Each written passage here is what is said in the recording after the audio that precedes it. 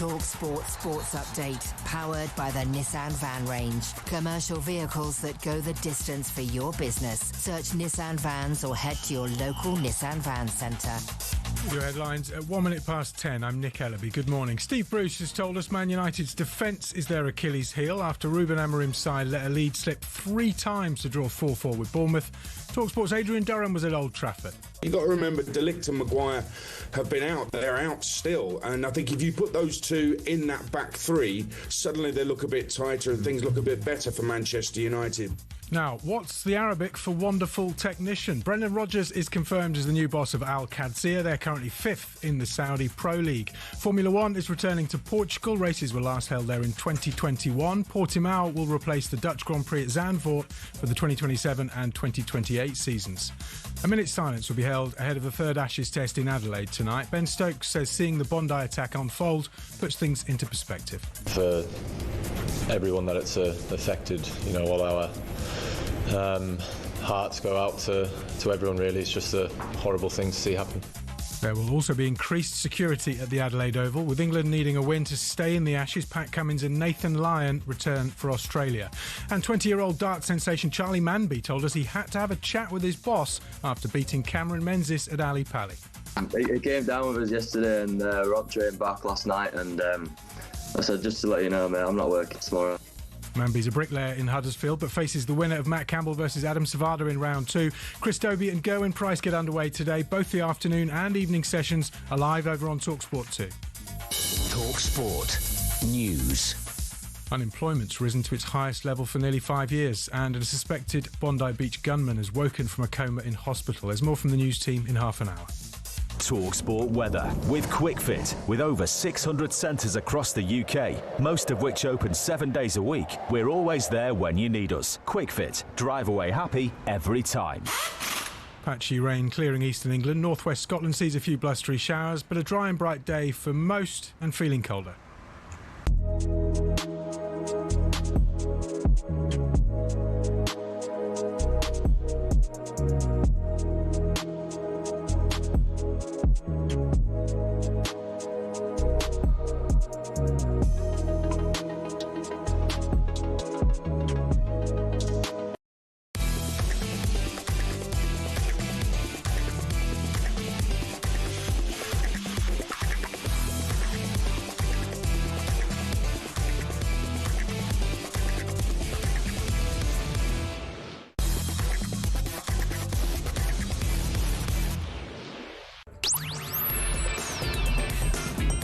Good morning, everybody. You're listening to Jim White and Simon Jordan, and we are live on talkSPORT. So a frantic night sees Manchester United and Bournemouth draw 4-4. Are United on the precipice of bursting into life, or are they more Jekyll and Hyde than ever? Meanwhile, following another Menzies showdown, is it all press, good press for the darts? Also today, how committed should a manager be to their academy? Does winning the smaller baubles move the dial for Maresca? Why has it become necessary for owners to quell the noise? Do FIFA love betrayal? And will boxing end the year with a bang? Or a big, fat, damp squib? Jim White, Simon Jordan, and we are live on talkSPORT. 100% engagement. Jim White and Simon Jordan on talkSPORT. So 9 days to the big day, and I was thinking, have you got mine yet? Yeah, okay. Not yet. Yes, indeed. Not yet. Okay. As regards your Christmas shopping, do you have someone that does that for you? Do you get someone who takes a list out and you send out for it, in other words? I don't do very much. No, well, Christmas shopping. That's what I have a young son and a 17-year-old daughter. Yes. So that's taken care of. Right. And then there's some more. There's less deserving causes, like Michelle. Right. That's okay. Not getting very much this year. What the listeners, what the viewers don't know is that you're actually very generous, as I have known in the past. And maybe tomorrow I might demonstrate that by wearing my Nigel Farage coat that I haven't worn for a while that you got me some time ago. But we shall see. The day gets ever nearer, Simon, and we look forward to it immensely. Although I have to say, with all the football that's on and all the headlines that come about, like the 4-4 draw last night, and we'll talk about that in a second, like Jake Paul fighting Anthony Joshua, it doesn't really stop, does it? Well, it was always a great time of year when I was a club owner because, A, it gave you an opportunity not to be surrounded by people. Because I've always had this fascination with Christmas that you get to see people. Oh, you get to see people you haven't seen all year. Well, there's a good reason why I haven't seen them all year, because I didn't believe them or want to. And I always found football to be a great excuse to be able to get out of things that you don't want to do. And obviously, you had a full schedule. This year, it's slightly different, isn't it? Certainly in the Premier League. I don't think there's any Boxing Day games, is there? There'll be not actually on Boxing Day, I don't think. I think it's all different this year. We'll have a look at that. It's poor form, isn't it? It doesn't really stop, though. But you've seen in the last couple of years, certainly boxing has started to make an appearance on the schedule at Christmas. Yeah, you've seen in the fights in Saudi in the last couple of Christmases that have led up to the seasonal festival time of year, and you've seen boxing become prevalent. Darts is always prevalent. Yes. This time. Oh yeah. And football is a mainstay. Then we'll talk about darts later on, Simon, because Cameron Menzies, the Scot, had a bit of a meltdown. We'll get to that later. As regards Christmas parties, apparently they had one here last night. You and I didn't go to that because obviously we've got early starts in here, haven't we, Simon? But in the past, the Crystal Palace Christmas party, was that one that you would attend with? Oh yeah, it was a big thing. Players, staff, yeah, wives. Big thing. I used to have it at the Grosvenor House Hotel. I think we had the Sugar Babes do a term one year. We had other pop stars. I got the reincarnation because Nick Moran was my friend of the Blues Brothers stage musical. 300 or 400 people. Whole evening of food and entertainment, and I spend about 200 or 300 grand on it every Christmas. 200 or 300 grand. Yeah, big thing. Yeah, big thing for the Palace because it was for me. It was a way of celebrating not just the players because they are always celebrated, but the other hundreds of people that work in a football club. That make it up. Yeah. Whether it's the ticket office staff or the retail staff or the catering staff or the financial departments or the sales and marketing teams, put them all together in a room with the players and a whole raft of other people, and you get a good evening. And did you let your hair down a bit? Yeah, absolutely. Yeah, Jimmy Carr one year came and did a turn. My brother got roaring drunk and decided to heckle a comedian, and a very well-heeled comedian, who decided then to rip him to pieces, and then only found out afterwards that he was my brother and spent the rest of the evening apologising, which I wasn't interested in because Dominic full well deserved to have his pants pulled down by a comedian. And were the players allowed to drink? Not really. I remember one year Bradley Walsh did a term and absolutely ruined some of the players. What was the training regime at Palace? 4 laps round Neil Shipley, things of that sort of nature. That sort of things. Love it. And yet you didn't show up at the Christmas lunch last year when Sam Matterface and Alex Crook very kindly took producer Luke, producer Joe and myself out for lunch. Just down at London Bridge. Yeah. Did he? Down at Tower Bridge, wasn't it? Very smart restaurant. But you were invited, but you didn't come. Was I invited? There was a seat there at the table. Oh, I mustn't have gotten the invitation. Oh, well, we'll see what In happens. the same way that I didn't get the invitation to the Star Wars bar party last night. 4-4 last night at Old Trafford. You catch some of it. It was unbelievable. I've got to say, I don't know where I'm at with it. Was it an exceptional game, or was it a bunch of bad defending, or what did we actually see? I mean, how do you begin to assess a game like that? I mean, who should be feeling most regret after a match like that? United are at home, aren't they? Or Bournemouth, they didn't win it. Well, Bournemouth will feel great because they were 2-1 down, came up back to be in a position of constantly chasing the game but giving themselves an opportunity. United, look good at certain times. In the first half, I thought they looked very impressive. Yeah. And they look like a team with loads of energy. And they should do because they're not playing very regularly. Bournemouth looked like a side that are slightly out of form, but they got themselves together. And what we got, most importantly, was a fabulous advertisement for the Premier League. Forget the fact that the defending wasn't as great as it could be. More look at the spectacle and look at two sides that were intent upon winning a game and giving it, full throttle. And that's more in keeping with the Manchester United that we would like to see. Whether you're a Man United fan, and I most certainly am not, I think a Man United side that's thriving is good for the Premier League. And building again, people will say, who cares? Well, the Premier League, with respect, was the original idea for the Premier League was Man United, Liverpool, Arsenal, Tottenham and Everton's idea. And the original seed capital was the brands like Man United. So them being back at the table and being a meaningful football club rather than a car crash that we can tell stories of laughter behind our hands is probably better. Are they back, though? Or are they on the precipice of bursting into life? No, they're a top 6 side. And that's what I thought they would be this season. They might find themselves inside the top 4 if the other sides, stutter and splutter. But I've always felt that in order for Amorim to look like he was making any kind of progress, something like a top 6 would probably be the stepping stone that gets them back into some form of European competition the following season, gets them going again, gets him out from underneath. And they're still a way away. I still think players like Casemiro should be, pensioned off. But notwithstanding that, he gets goals and and whilst what he can't do is often what's focused on. I thought United looked a much better version of themselves. Well, they certainly entertain us, don't they? In the last month, a draw away to Forest, a draw at Spurs, lose at home to 10-man Everton, win away at Palace, draw at home to West Ham, win away at Wolves, draw at home to Bournemouth.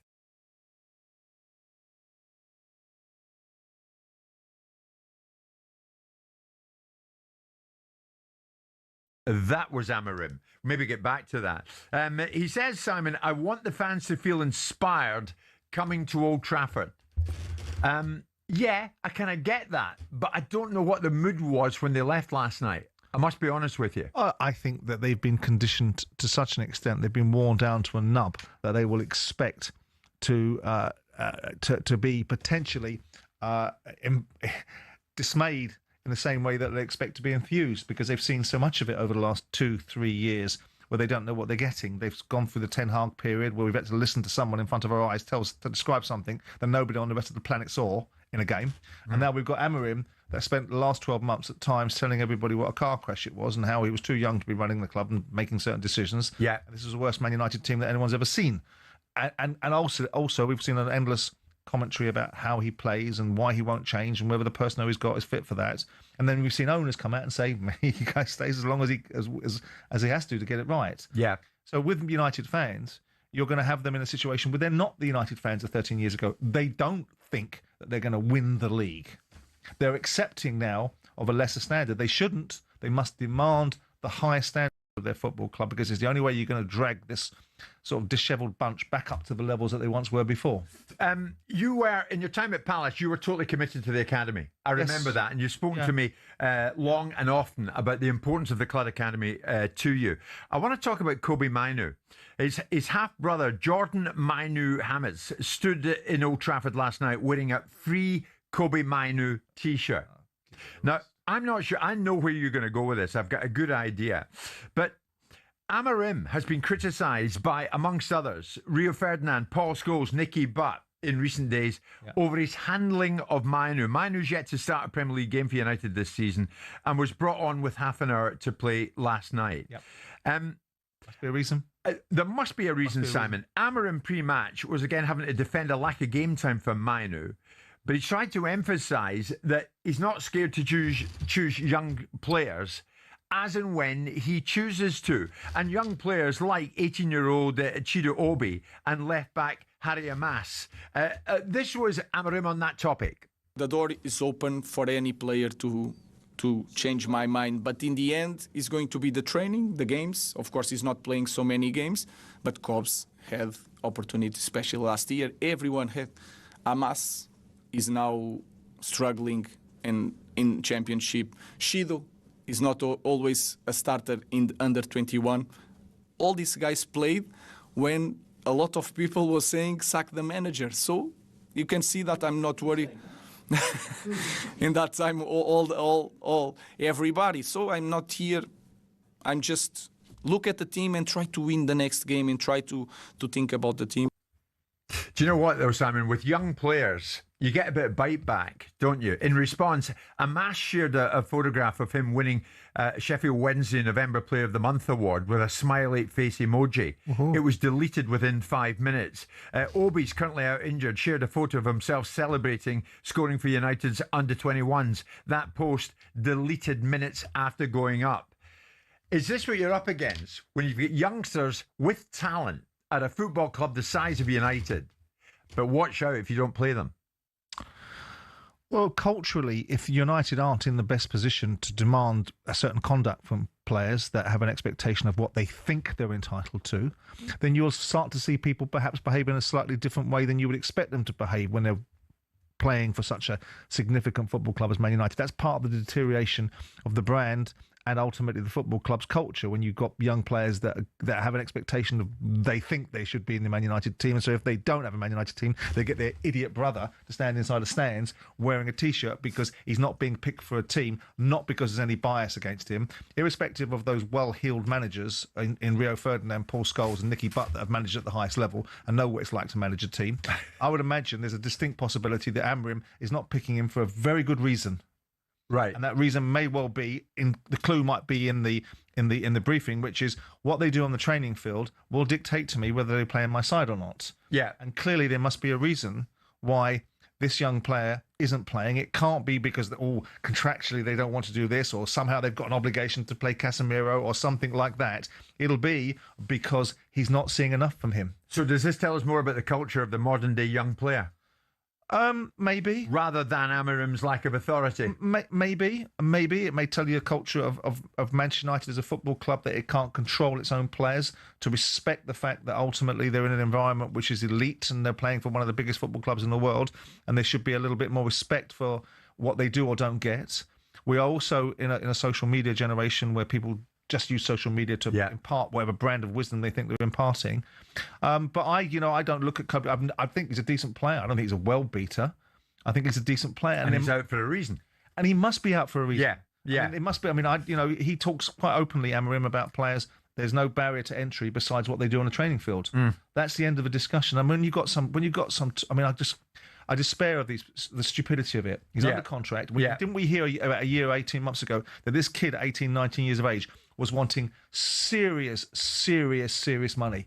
And this is the challenge that you've got, because they've arrived in their own minds before their journey's even really begun. Well, I'm going to put it out there, actually. 4-4 last night at Old Trafford. Manchester United fans, was this a performance that inspired you? If it did, or if it didn't, give us a call. Tell us what you actually thought of that 90 minutes. It was actually 98, wasn't it? 03717 223344. And on the likes of Mainoo, does he deserve a chance? What is your take of his half-brother standing in Old Trafford last night wearing a free Kobbie Mainoo T-shirt? What's it all about? How committed should a manager be to the club academy? 03717 223344, Tuesday morning, live in talkSPORT.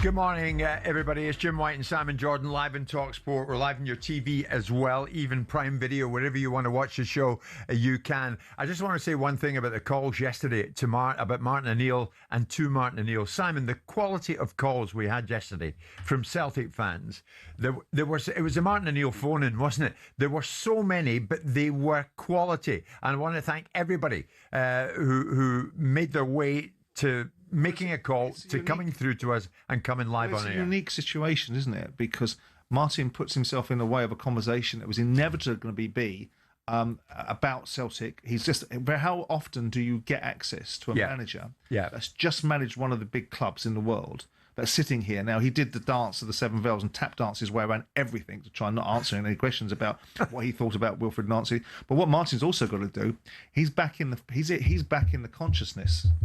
He can get another managerial job if he wants. Yeah. And he's got to be deciding whether he wants to do that or not, because he's current again. Well, we're going to touch on that later. Again. Funnily enough, you mentioned that. We'll talk about that later, because his age, a drawback to him, his age anyway, of an obstacle for Martin. He's 73. What happens to a 73-year-old who's obviously done it as a player and done it as a manager? Is there other job offers out there for such a person? He's a flea. He's not a 73-year-old. No. Any more than you're a 68-year-old. They're a whole different dynamic. I'm 68, am I? Wherever you are then. Okay, thank you. Yes, I am. Yeah. Is the trend changing? Are they going younger, though? That's the thing. We'll get to that later on, Simon.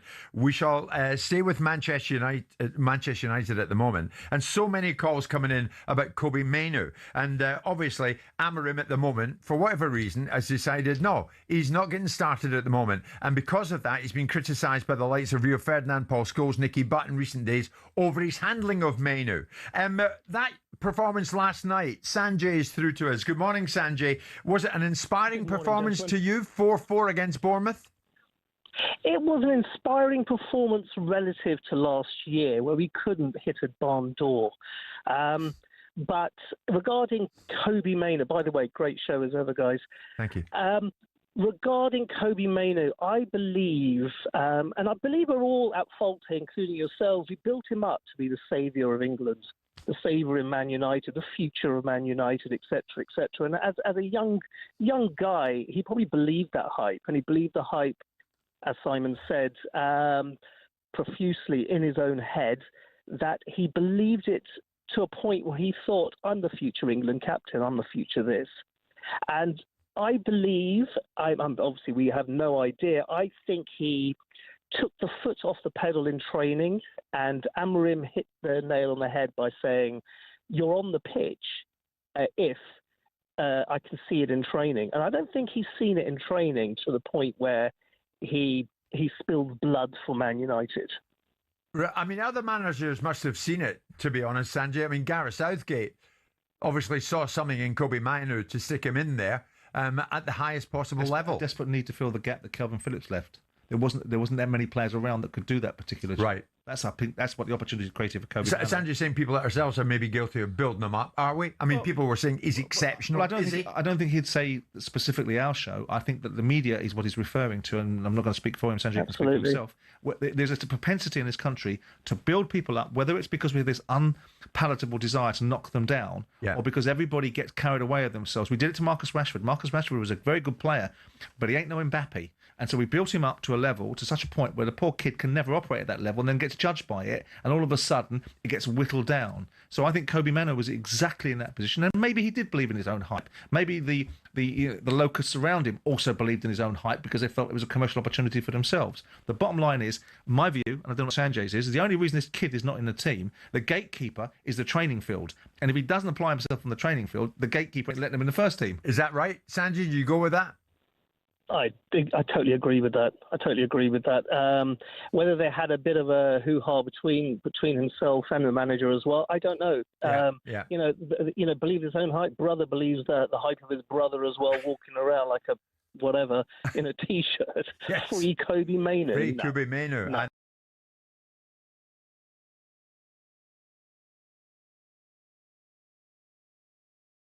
What, number one, 4-4. What's your take in it? Number two, Kobbie Mainoo. What's your take on him?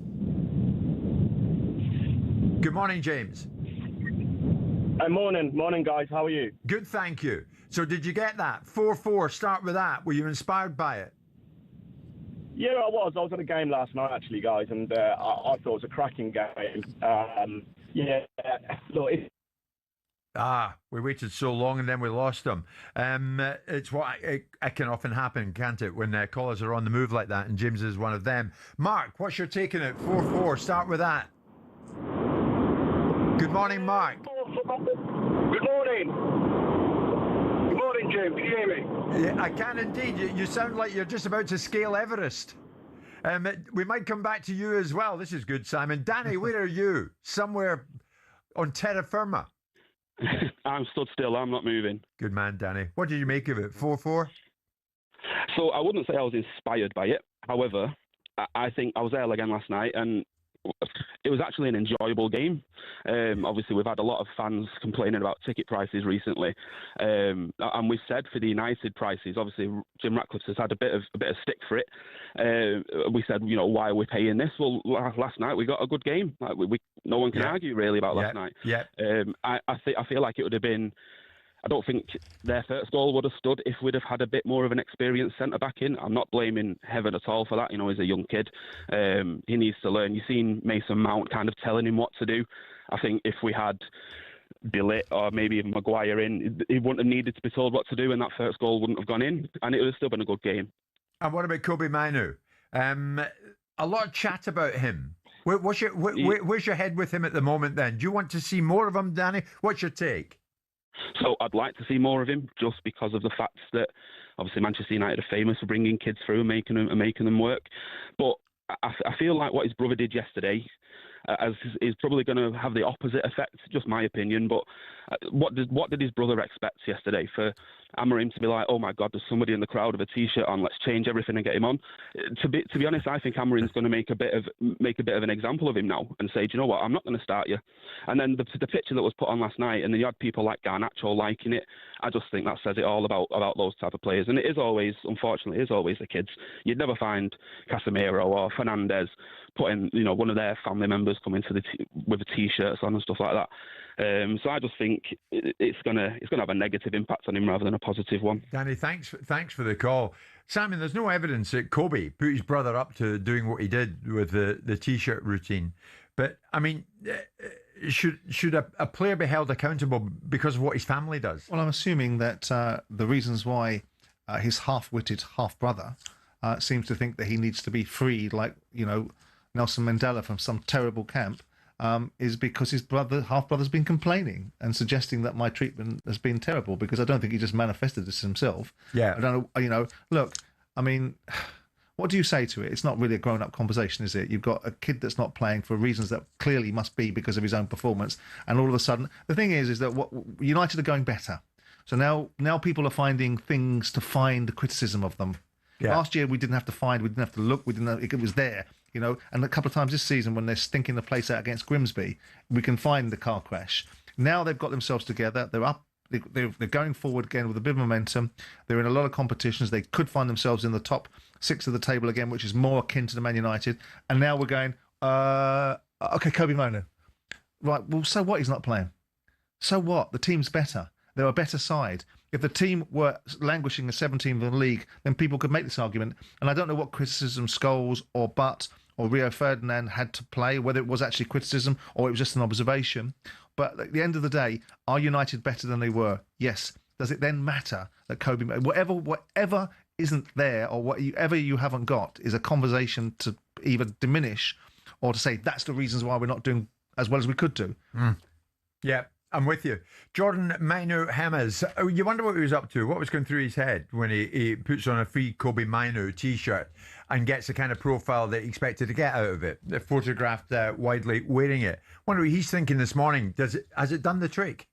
I don't know. Jordan, if you're listening, give us a call. Many calls on this. 03717 223344.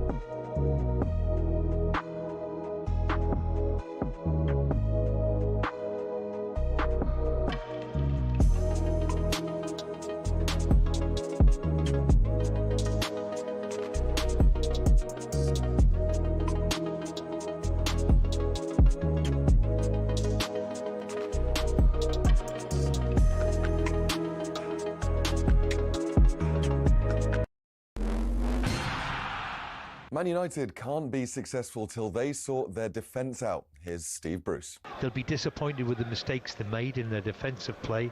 Some of their forward play was terrific. Andoni Iraola hopes Bournemouth can push on from 2 draws against Man United and Chelsea, but the knee injury to Tyler Adams looks bad. Meanwhile, Kobbie Mainoo's brother was seen at Old Trafford wearing a free Kobbie Mainoo t-shirt. talkSPORT's Adrian Durham says Mainoo is brilliant, but struggles to see where he fits in. Does he replace Bruno Fernandes? Not in a million years. Is he a defensive midfielder? No chance. So Kobbie Mainoo, the fans need to stop focusing on Kobbie Mainoo. Tonight on talkSPORT, the Carabao Cup quarter-finals get underway, with League One Cardiff hosting Chelsea live from 7 p.m.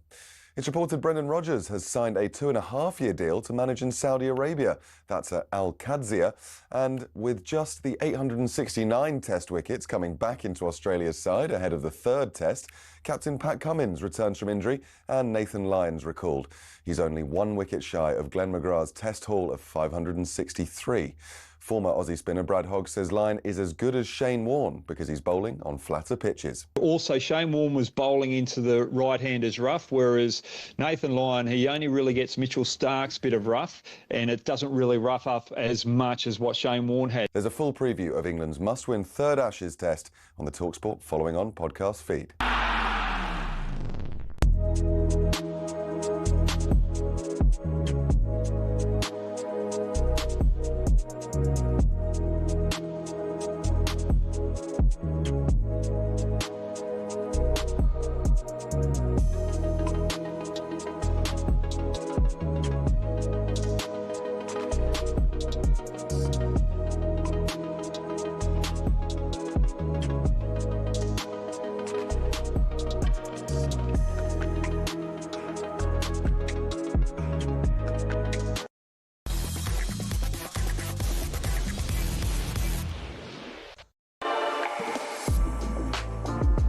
Going to be talking about the price of World Cup tickets very shortly. We're going to be joined by a gentleman over in Berlin, the head of policy for Football Supporters Europe. Martin Enderman is going to tell us what he thinks of some of the pricing that FIFA has embarked upon and how that FIFA promise has not exactly been lived up to. We're going to get to that. The FIFA pricing of the World Cup, a betrayal, a rip-off, or the future direction for the price of football. We're going to go in that direction very shortly. It's Jim White and Simon Jordan. Tuesday, December the 16th, we're live in talkSPORT with Selco, where the trade goes. We are talking, Simon, about youth in the game being blooded. Kobbie Mainoo was blooded at an early age by Manchester United, but all of a sudden seems to have disappeared. And now his brother has taken it upon himself to highlight that fact in a way that has upset many by winning a free Kobbie Mainoo t-shirt last night. Jordan Mainoo James, Mainoo's half-brother, wore that last night. We're talking about others like 18-year-old Chido Obi and left-back Harry Amas, also 18 years of age at Manchester United. Simon's had his say in this. There is a message coming in at this moment, no name in it. Sorry, Simon, Harry Amas was thrown under a bus publicly by Ruben Amorim to try and defend his squad selection. He says he was completely wrong about him struggling. He wasn't struggling. Yet Simon wants to blame the younger generation and social media for this. I don't understand what the point is.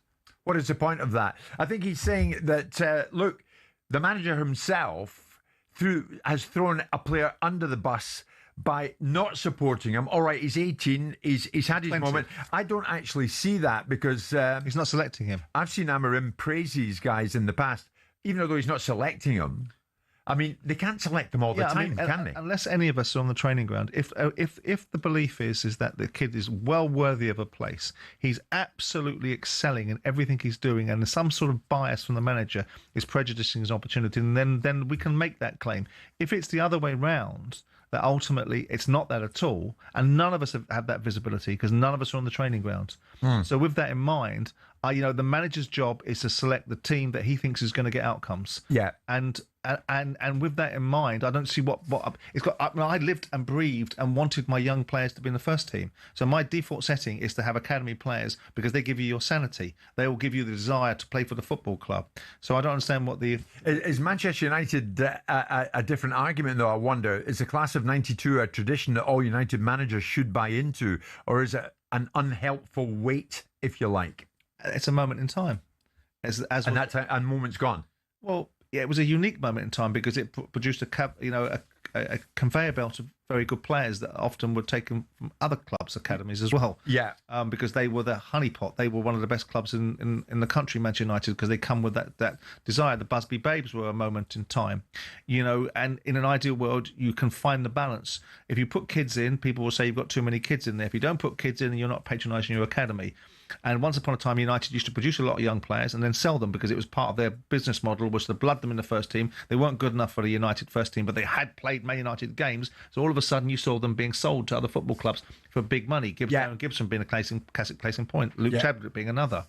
And so with that in mind, I don't think it's either or. I think if you're good enough, you get in the side. If you're not good enough, you don't. And it shouldn't be anything more controversial than that. Liam, United fan, is it as simple as that? If Mainoo's good enough, he'd be in there at the moment. Maybe he's not. Hi, first of all, thanks for having me on. Morning, Liam. Well, to be honest with Mainoo, I don't really see... He is good enough, obviously. We can see it. He's a young player. He's got talent. We see it against Liverpool when he lit up the stage when he come on. I mean... Him not being played down to the manager, we can't really, we're not selecting the squad, that's here or there. But as Simon quite rightly said, it's not about the Mainoo situation. It really isn't. It's deeper than that. I mean, just want to touch on what Simon said regarding we are looking better. Now, Simon, I think, is fantastic with what he says because he's 9 times out of 10 always correct.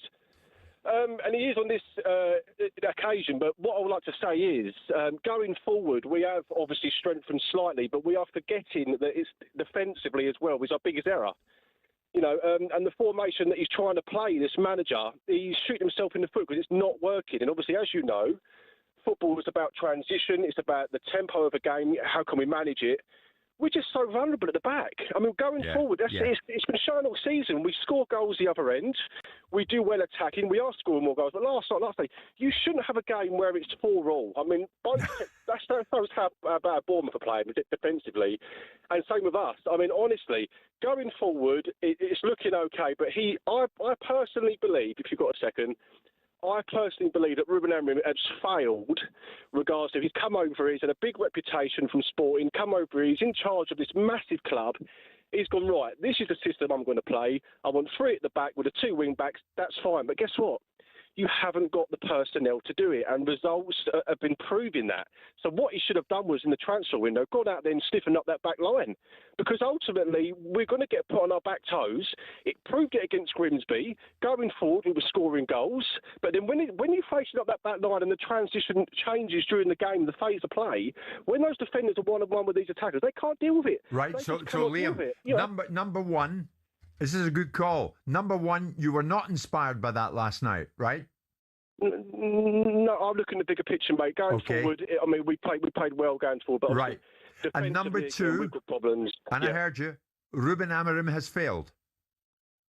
I believe he's failed in recruiting the players he needs for the formation. He is adamantly not changing, and he will.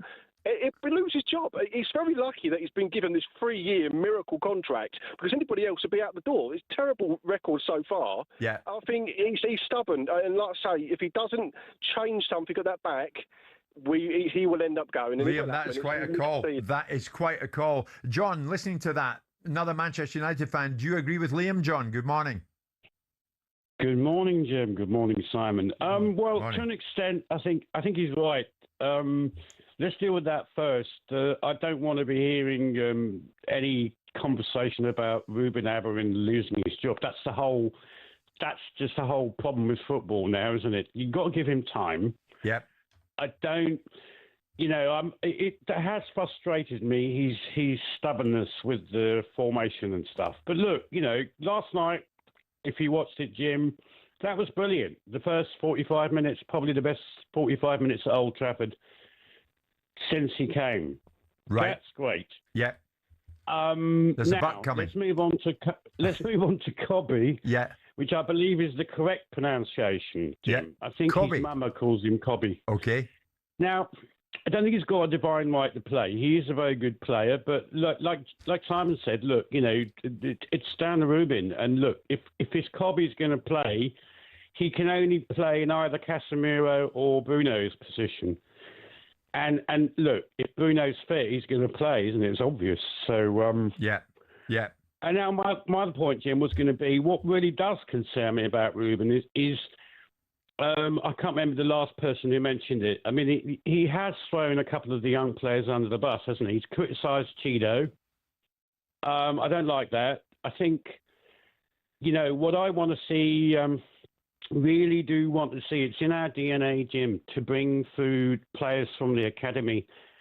And I'm not seeing enough of it. Right, it's in the DNA. See, that's crucially important. That's your belief, John, isn't it? Yeah. It's absolutely what I want to see. And I'm not seeing enough of it.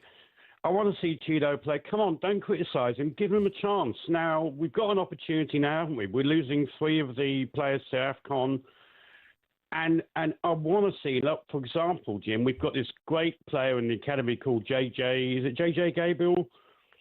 Okay. He's astonishing. Apparently one of the best young players in the world. But John, just before you leave it, I mean, I notice Amarim is quoted as saying, Amas is struggling in the Championship. Cheeto is not always a starter in the under-21s. Is that criticism? Good point. Well, I mean, again, you got to give him a chance, firstly. But, fair enough. I don't know what's going on. I must admit, I can't remember who's managing the academy at the moment, or, the under-21. Yeah, but he's not exactly throwing those players under the bus there, is he? As has been suggested, John, by you. No, but, okay, fair enough. So it's criticism. They've got to have a criticism. But anyway, no, I agree. But John, look, good I point. just want to see... Good point, so mate, and we appreciate the call. Stephen, you've been waiting a while. I'm going to squeeze you in. What do you want to say? Number 1, were you inspired by last night? Number 2, what about Kobbie, Mainoo? Yeah, you're through. He is through. Go on.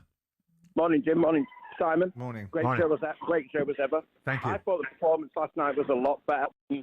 United, going forward, we were a lot better. I think it's the most intense I've seen them play for a long, long time, and I was really impressed by it. I agree with the last caller. Defensively, we're nowhere near. Yeah. Being good enough defensively. On the young players, seeing this a lot now. Rashford, Garnacho, both got told last year to buck up, and you'll be back in the team. Yeah. Garnacho did for a time. Rashford went straight out to Henry Winter and whinged. So, to be fair, they both deserve to leave United. Right, so it's down to the players themselves, so Stephen, is it? You don't need your half-brother wearing a free Kobbie Mainoo T-shirt. No, that's just disrespectful to the club, isn't it? Yeah. Garnacho's brother did the same. These players aren't learning with this manager. Sure. They've been told you've got to give 110% every game, every training session, and you will play games. Exactly. Kobbie is a sensational talent, sensational talent. But if he's not willing to put in the effort in training, then he doesn't deserve to play, in my opinion. Great call, Stephen. Good call. I have 2 young boys. You go on. That love Manchester United. My boys are heartbroken that Rashford and Garnacho have gone. Heartbroken. But okay. Now, well, I was just about to say before Stephen left us, they'll go over it, I'm quite sure. Mixed feelings among some of the fans about Mainoo. Of that, there's no doubt, It's interesting because you did what I was thinking, which was say, well, which part of that was criticism?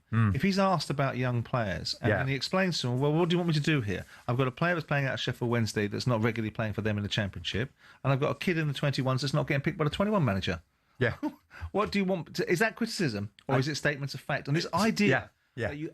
Maybe it's just me. Maybe I'm a miserable sod, but I can't understand this idea of throwing people under the bus. Is confronting them with reality. Do you want people and professional footballers to have backbone and substance and resilience and earn the right to be successful and then have the character to be able to deal with it? Or do you want to blow smoke up their backsides all the time so that they can't cope with any adversities? Or when it comes on top, when you really judge people, that's how you judge circumstances. They can't cope with it because everyone spent all their time insulating from it. Is that the kind of world that we want? Is that what professional footballers have now become? Everyone and the public going, oh, he's been thrown under the bus. How's he been thrown under the bus? Yeah. Throwing somebody on a bus is going in front of the media and saying he's bleeding useless. He's a waste of time, and I wouldn't want him anywhere in the squad if he was the last player that we had. Thank you so much. We're live in talkSPORT with Selco, where the trade goes.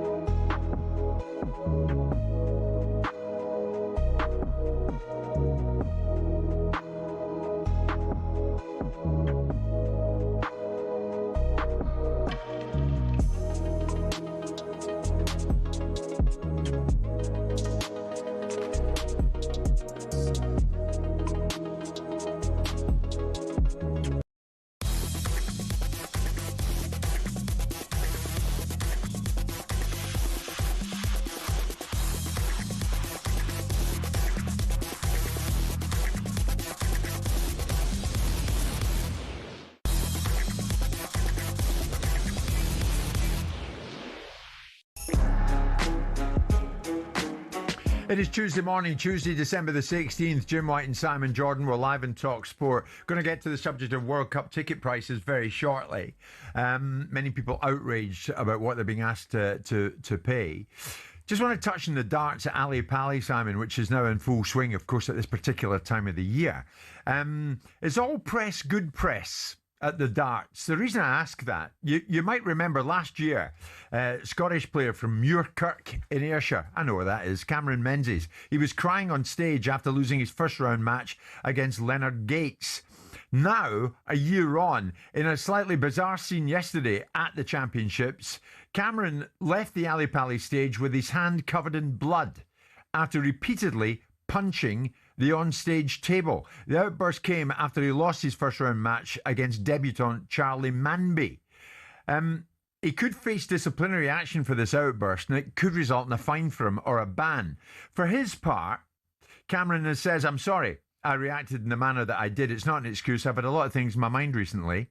It hasn't been an easy time for me. My uncle Gary passed away recently.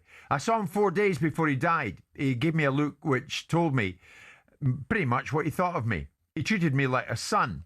So Cameron obviously goes on to say, this has been weighing him down. This has been on his mind.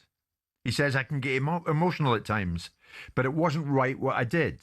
Now, in commentary on talkSPORT 2, Paul Nicholson had sympathy to an extent for Cameron, but reflected on the whole situation. I think it will be reviewed by the tournament director, Graham Fairhurst, and I think all in good time. The most important thing right now is for Cameron to get the medical attention he needs on his hand, because that looks in a bad way. And I know we can't condone what he did, but as soon as it was over and he was congratulating Charlie, he did apologise to the audience. So, yeah, we can all get hot-headed and do silly things. His immediate response was to apologise, so I commend him for that.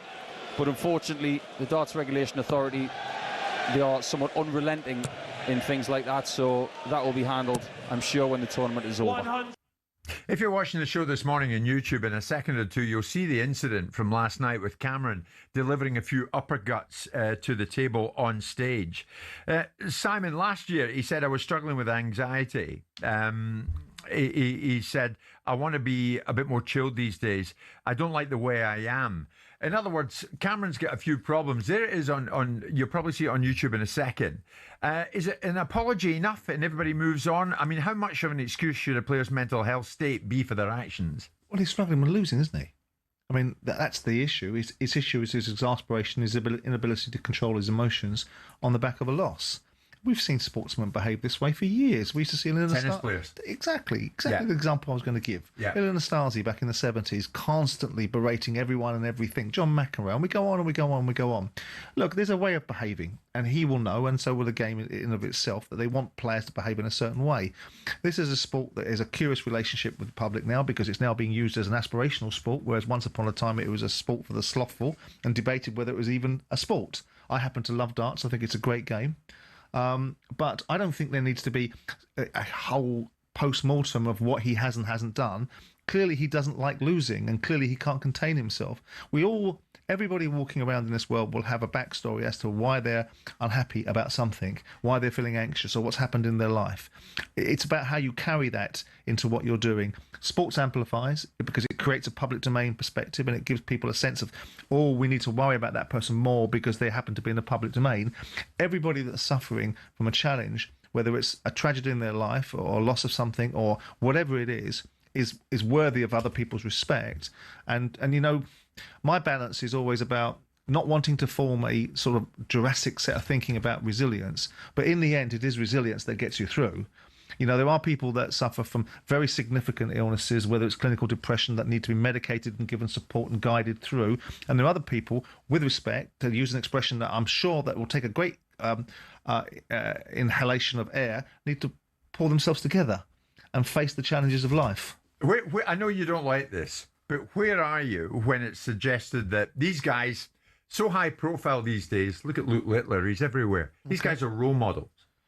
Well, role models to what extent? If you want to be a good darts player Absolutely. Nothing wrong with being a role model. If you're looking at a darts player like Luke Littler and thinking, I want to be a darts player as good as him, then that's a role model. If you want to look at Luke Littler to learn life lessons and to find out his political persuasion and wonder where he gets his clothes from, I think you need to go and get a different lifestyle and maybe evaluate your thinking, because ultimately it should be your own ambitions and your own, the background that you come from.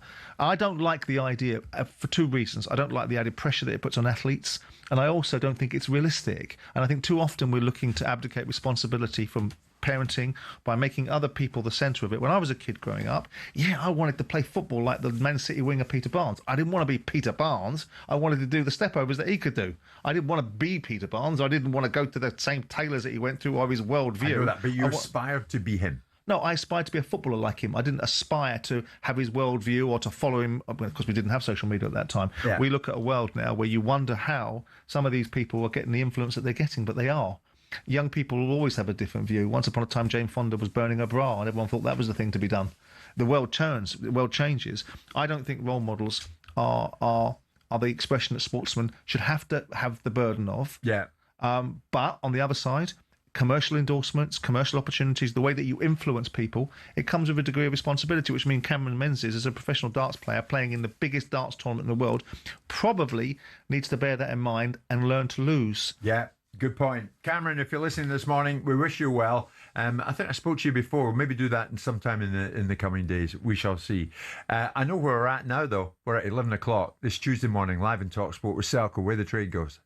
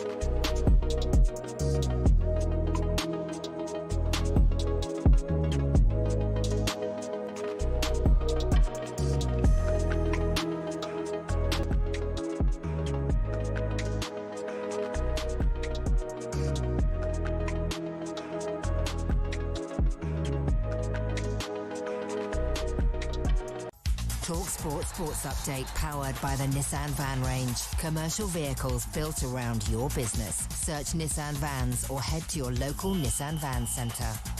With your headlines at 3 minutes past 11, I'm Nick Ellaby. Good morning. Newcastle's Dan Burn will be out for at least a month after breaking his ribs against Sunderland. Eddie Howe's now worried about Newcastle's busy Christmas. with every team selection, you're putting people on the pitch and there's a risk of injury. But we're getting to dangerous sort of point with our defensive structure. Brendan Rodgers is confirmed as the new boss of Al Qadsiya in Saudi Arabia. It's a 2.5-year contract. Kobbie Mainoo's brother's been criticised for wearing a free Kobbie Mainoo t-shirt at Old Trafford. Here's Adrian Durham. And can you imagine his brother doing that when Fergie was in charge? Fergie would have had Kobbie Mainoo out of the club by the next morning. It was an utterly insane thing for him to do. It's selfish for him to do that. Mainoo hasn't started a game for Man United all season. Ahead of tonight's third Ashes test, the fit again Pat Cummins returns to captain Australia. Nathan Lyon is recalled. Former spinner Brad Hoggs told us Lyon is as good as Shane Warne because he's bowling on flatter pitches. He hasn't had as much assistance, and also Shane Warne was bowling into the right-handers rough, whereas Nathan Lyon, he only really gets Mitchell Stark's bit of rough, and it doesn't really rough up as much as what Shane Warne had. Lyon's just 2 wickets away from going past Glenn McGrath's test haul of 563. F1 is returning to Portimao in Portugal for 2027 and 2028. The Dutch Grand Prix is the one to make way. And 20-year-old Charlie Manby had to tell his boss he's not coming to work today after making round 2 at the PDC World Darts. He beat Cameron Menzies, who's apologised for punching a table. Manby's sympathetic. Listen, he's probably going through some stuff I've seen on socials, so yeah, but he's a top player and he's a top lad. Chris Toby and Gerwyn Price get underway today. Both the afternoon and evening sessions are live on talkSPORT 2. talkSPORT News. Britain's unemployment rate's risen to its highest level for nearly 5 years, and the BBC says it'll fight a lawsuit filed by Donald Trump over an edited speech. More from the news team in half an hour. talkSPORT weather with QuickFit. For a limited time only, get 15% off a set of 4 selected premium tyres. Don't miss out and book today at quickfit.com and drive away happy every time. Conditions apply. Patchy rain clearing eastern England. Northwest Scotland will see a few blustery showers, but a dry and bright day for most of us and feeling colder.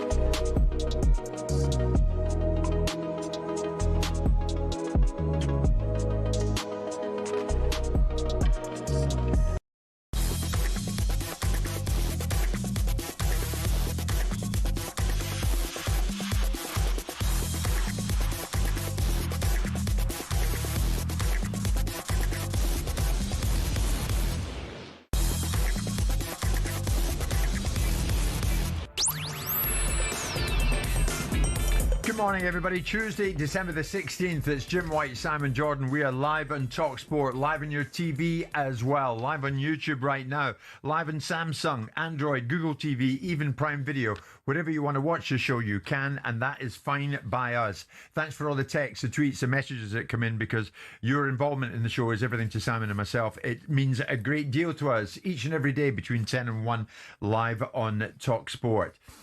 So, once we turn the year, we're in the home straight to this season, and we know what happens at the end of the season. It's the World Cup finals in the US of A. England are there, Scotland are there, and we'll see who else gets there from the home nations. But amidst a recent backlash to ticket pricing for the World Cup, the Scotland boss Steve Clarke has urged fans not to get themselves into debt by trying to watch Scotland in the United States next summer.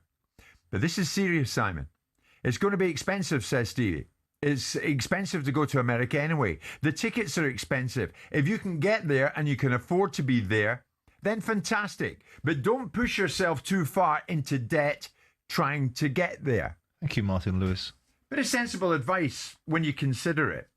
Because at the end of the day, we now know what FIFA are up to. The bid document for the World Cup stated that the cheapest seats for the groups should be about £15.70. That's about $21 US. Instead, England's cheapest ticket for the game against Ghana comes in at 164 quid. But that's not all. Say, for talking's sake, and this is from me as a Scot, say England go all the way to the final. Say you get to the final. The cheapest ticket is 3,119 quid. The middle category ticket is 4,160. The top seat at the MetLife in New Jersey is coming in at £6,500. So there we are. That's what is going to set you back. Now, some supporters group are up in arms about this, and it's hardly surprising, really, because what FIFA said they'd do, they're not doing. But bear in mind, and I do have to concede this, FIFA have said they've had 5 million requests for World Cup tickets. So the demand undeniably is there. 6.5 million tickets they've got, haven't they? And they've sold 2.5 million already. Right. But what are we witnessing in terms of the pricing? Now, the head of policy of the Football Supporters Europe group is in Berlin waiting to speak to us. And he's Martin Enderman. Martin, thanks for joining the show. Good morning. Good morning. No problem. Pleasure to meet you. Good to meet you, Martin. I think you and your group, Football Supporters Europe, are calling this a betrayal on FIFA's behalf. Would you like to elaborate on that? Why a betrayal? Well, I think it's horrific pricing. Fans are shocked. You already mentioned some of our main criticism. There's the bid book, where prices were promised, which are not there. In fact, they are 10 times higher than what was promised in the bid book. And you have to keep in mind, the bid book is there. It's a basis on which the World Cup is awarded. And this is not met what was said in the bid book. Then, in theory, there's a category 4 with prices starting at $60. I haven't spoken to anyone who was able to store that on the free market. And if you look at the seat maps, these category 4 tickets are microscopically tiny sections of the stadiums. Yeah. And then this category, as you said, is not available for the participating national associations, where the allocations are very tiny and fans have to spend $200 on average for the cheapest section of a stadium. This obviously goes explicitly against the most loyal fans, the ones who followed their teams in the qualifications for the past year or even more. For some of the nations in our membership, like the Scottish, it's the tournament of a lifetime, and now they are being exploited by these prices. And I don't want to sound too Eurocentristic as well. I mean, it's obviously even worse for fans from the global south, who, if they are let into the US at all, which we don't know at this point, will have to spend even more if we compare ticket prices with the average income of some of the participating countries. We did some calculations, and a fan from, let's say, Iran would have to work a full year to afford the cheapest ticket for a final. A fan from Ghana would have to work 2 years for a ticket for a final. That's absolutely not normal for us. Now, Simon, to me, from what Martin has just outlined, nothing in his argument there is unreasonable. Well, it depends what you think the purpose of FIFA is. I mean, ultimately, they are a not-for-profit organisation. Their responsibility is the well-being of sport, and it's to redeploy the finances that are generated from these tournaments into the ecosystem of sport, to develop it, and specifically football, to develop it around the globe. And that's what they all say they're doing. Now, it's very clear. I mean, I've not seen the bid document. I'm not sure the conditionality around it. I don't know whether the £15 seats were based upon seeded teams, or there's some caveats that they're able to get around it. And it's no surprise to me, in the most consumptive, capitalist-driven society in the world, which is America, that ticket pricing and commercialisation of the proposition is coming under focus. I mean, the reasons why the Americans got the bid in the first place is because Trump, in his first presidency, confirmed to FIFA that there would be 15 billion worth of revenue generated for them. So the modelling of this has to have had some thinking behind it to deliver that. It's 11 to 13 billion is the projections that FIFA were targeting to get out of this World Cup, which is in part the reason why they got it.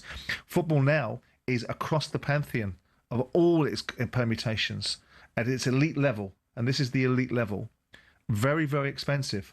And very expensive because of the domestic games needing to be able to sustain themselves, because none of them are making huge amounts of money, and the player cost is so significant. Yeah. And in FIFA terms, what are they doing with the money? If the money is being redeployed into football, as tragic as it may be that loyal fans that have followed their countries around qualifying games, and some of them really pedantic ones, are sacrificed at the altar of the commercialisation of football. But that's the business that they're in. Martin, is that fair? That when all said and done, the money raised here from the tickets that are sold and the demand is huge, as I said, the money raised allegedly is going to go right back into the game.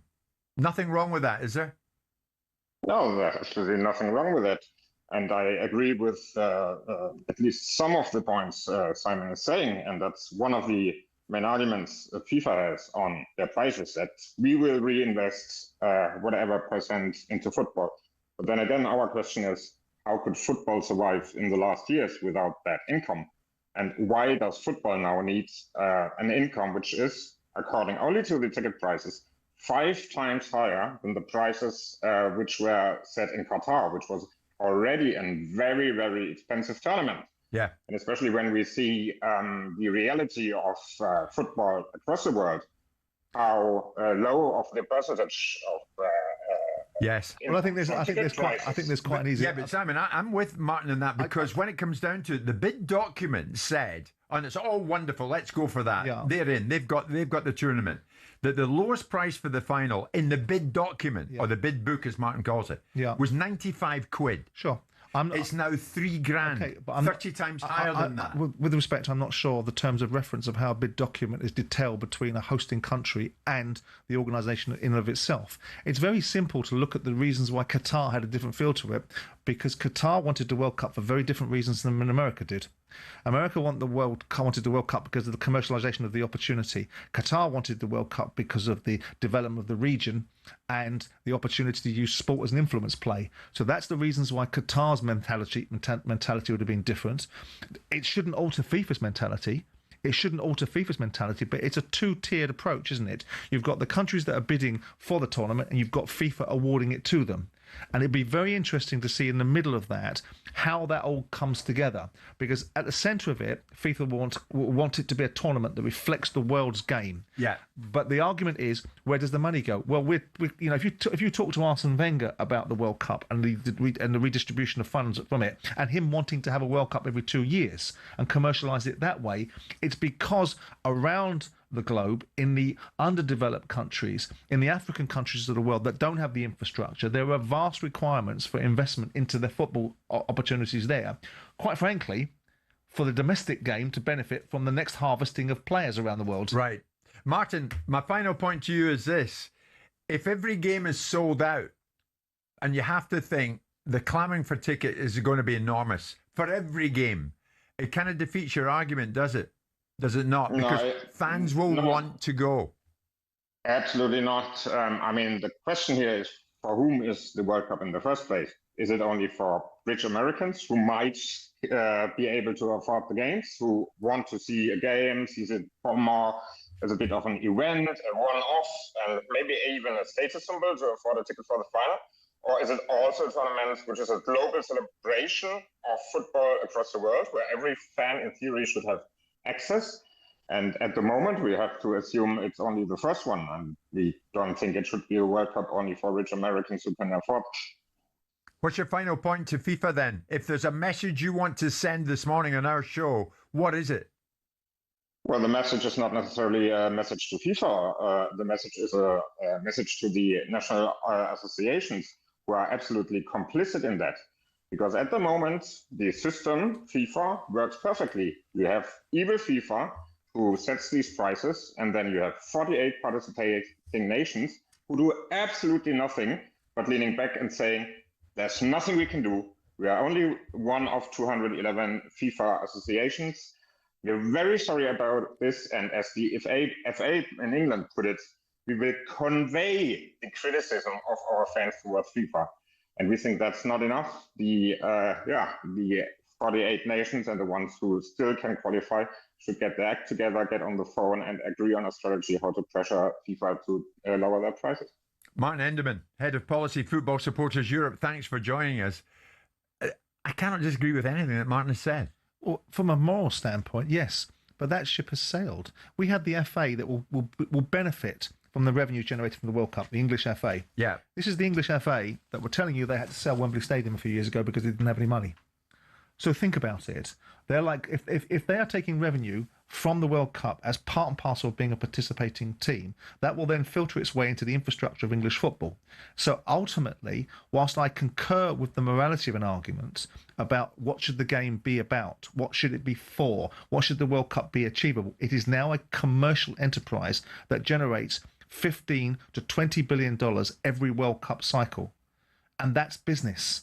And that's what happens. And unfortunately, when you're going to fill these stadiums out with whoever you're going to fill them out at every single World Cup, I understand the argument, but you're not going to win it. Well, let us know what you think. Even by FIFA standards, are they pushing the envelope with the supply and demand argument? And let's say, for talking, say, England did go deep and got to the final. Would you pay for a top seat at the MetLife £6,500? Honestly, would you go to that? Who's to say it will stay at that? Might well rise between now and then. 03717 223344.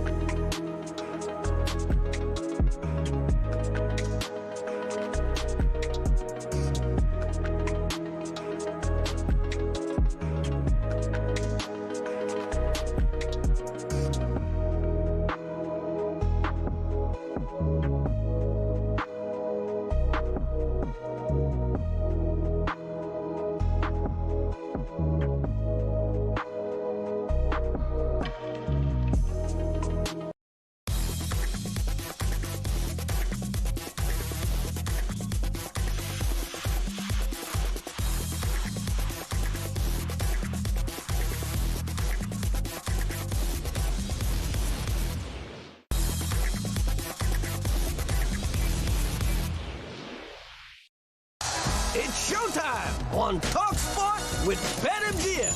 Get ready for the golden era of sports betting. Visit betmgm.co.uk or download the app. 18 plus gambleaware.org. And Matt Gibson joins us from BetMGM. We're going to look at last night. We're going to look at tonight as well. Matt, just in the passing, would you buy a ticket? Would you go to the World Cup next summer, incidentally? For $6,500, Jim. I'm from Yorkshire. I cannot possibly part with that amount of money to go over there. If talkSPORT are paying, then yeah, fine, I'll be there. There you go. There you go. We'd like to discuss that further with you at this precise time, but we might drop ourselves right in it. Before we touch on the League Cup, Carabao Cup, of course, did anyone back 4-4 last night at Old Trafford? It's not one we saw coming, was it, fellas? 125 to 1 before kickoff. 3 customers got on it. One customer did it before the ball was kicked, so one got the 125 to 1. There were 2 guys that got on in play for a 4-4 correct score. So whatever they saw in that, I would advise those 3 guys to go and buy a lottery ticket this weekend as well, because they've the luck's clearly in. How did they even settle upon that? I'm going to put on a score bet. I tell you it's going to be 4-4. I mean, how? Well, you picked a bet the other day, didn't you, for Roma to win a game, didn't you, a certain score? Oh, yes. I didn't. I thought Celtic would struggle against Roma, and that came through. But 4-4, goodness gracious. Cardiff, Chelsea, 8 o'clock tonight, and it's live on talkSPORT. Carabao Cup quarter-final. What's your thinking on that one? Yeah, I mean, Chelsea are third favourites, 9-2 to win the whole thing, behind City and Arsenal, who are both in at 9-4.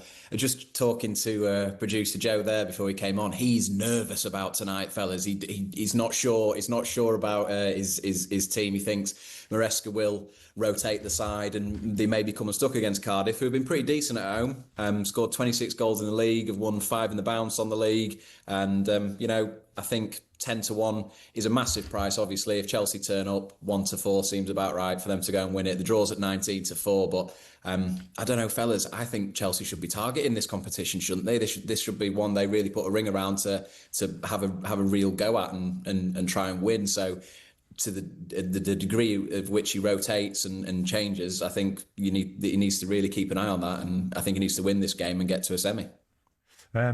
Producer George got good reason to be nervous in this building, I would say. Yeah, but he's scared of his own shadow, isn't he? Exactly. Cardiff, Chelsea. If you're Maresca and you've got what you've got available to you, you go to Chelsea with you go to Cardiff with confidence, do you not? Yeah, but I mean, a lot will be made out of the fact that Chelsea are a young side with young players that don't have the wherewithal to know what it's like playing against a League One side that are going to get in amongst you, show no respect for you. You're not going to get the insulation that you get in the Premier League in this particular game. If you're in the quarterfinals of the League Cup, then you've applied some degree of focus on it. So now you're at the business end of it. And what you tend to see with the bigger clubs is they get serious about this competition the deeper they go into it. Mm-hmm. Now, we'll see if our mate Maresca and his "I will make things clear to you" mentality deploys that logic this evening against Cardiff. It won't be an easy game because there never are easy games. When you're in the quarterfinals of a cup against a League One side that's got full of form and players that won't let the young kids settle on the ball, we'll see how they play. Well, I tell you what, Cardiff will take them all the way. I mean, they certainly don't tire in a game. They played Doncaster at the weekend. They got the winner in the 99th minute in a 4-3 game. So, I mean, Chelsea might have their work cut out for them. That they might, Matt. They just might. Yeah, I think both teams to score at 11-10 is not bad value at all. Like I say, Cardiff are pretty decent at home, and Chelsea, if they start on the back foot, maybe Cardiff poke one in, and we'll have ourselves a real cup tie tonight. The cricket, you said England might well make a fist of it in Australia. That hasn't happened. The third Ashes Test in Adelaide gets underway tonight. Come on. Fist of it yet. Come on. I mean, you're 2-0 down. You're looking at a whitewash. Where's this going, Matt? Well, Jim, they needed to win 3 tests to win the Ashes before they flew out there, and the same still remains now. So the task has not really changed. They've just not started the series that well. They are big outsiders at 11-5, mate. The Aussies are 13-25, hot favourites, and they're bringing in 871 Test wickets as Pat Cummins and Nathan Lyon, who is also the best ever bowler at the Adelaide Oval, returns to the side. So the signs aren't looking that great for England. England only one change, Tong for Atkinson, but it's the batting, isn't it, for England lads? For me, when they've been on top, they've not kept the foot on the Aussies' necks. They've sort of given away the wicket in like pursuit of playing a certain way, and they've been worked out by an opposition that has really got their number thus far. And when the Aussies are on top, they look like they take the game away from England. It'll be a right old battle. I think Ben Stokes is calling for a lot of heart and grit shown for his team, but I think it's more what's between the ears than how hard they're trying that sees them behind in this series. I don't know what you guys think. What do you think? Well, it's always what's behind the athlete's ears, isn't it? At the end of the day, it's always about that psychological. You're going to back them again, are you? Yeah, I'm always going to back the country that I come from, because I think that's the right thing to do. You've got to call it out for what it is. They didn't bowl well when they had opportunities to deal with the Australians, and they didn't bat well. Sure. They bowled well in the first test and didn't in the second. Right. Give me a D for deluded.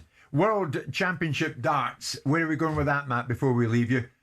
Yeah, it very much feels like Christmas when the darts is on. Notable winners from yesterday: Peter Wright, Dirk van Duijvenbode and Johnny Clayton. There's a few names in action today. Chris Dobie in the afternoon, Danny Noppert and Gerwyn Price. All three of them need pretty good world champs if they're going to make the BetMGM Premier League next season. There's not much value in the win-only threefold for those guys, as they are favourites. But all of those three players to win the match, have the highest checkout and the most 180s in their match is coming out about 19-4. So it might be worth a few quid to keep this evening interesting. Super, Matt. Thank you very much indeed. Just a text there from the Hull owner, Achun Ilikali. Ready to speak to you on the show, Jim, which is great, Achun. We're coming your way in a second.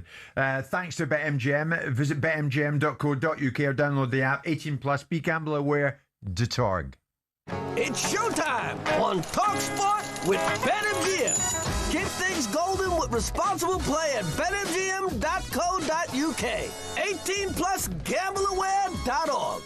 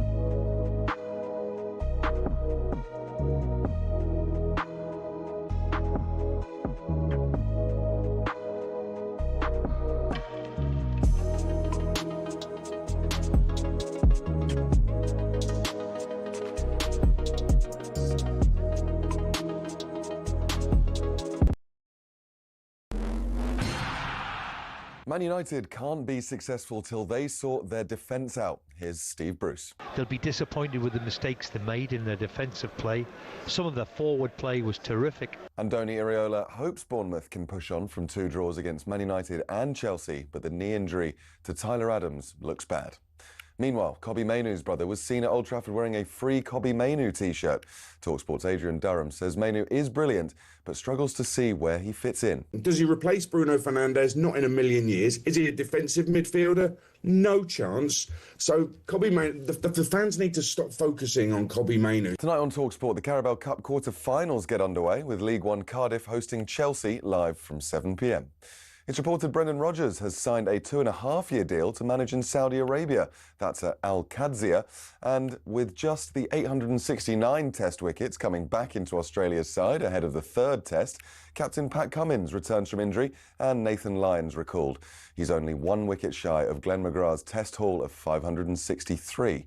Former Aussie spinner Brad Hogg says Lyon is as good as Shane Warne because he's bowling on flatter pitches. Also, Shane Warne was bowling into the right-handers rough, whereas Nathan Lyon, he only really gets Mitchell Stark's bit of rough, and it doesn't really rough up as much as what Shane Warne had. There's a full preview of England's must-win 3rd Ashes test on the talkSPORT Following On podcast feed.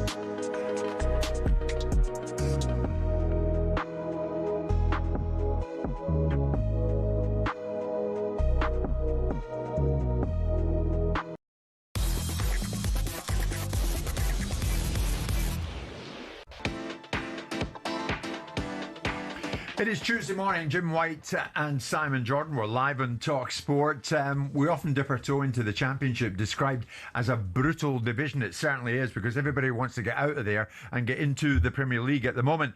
Coventry are the side that everyone's chasing, and a 5-point gap at the top between themselves and nearest challengers Middlesbrough. And then you look down, you see Hull in 6th position. And Hull came to us on Saturday, just down the road from here, and took on Millwall and won by 3-1 and are going all right. That is for sure. Their owner, Achun Ilikali, a good friend of ours, joins us live on the show. Achun, good morning to you. 6th in the Championship. You're back into the playoff picture. How pleased are you with the season so far?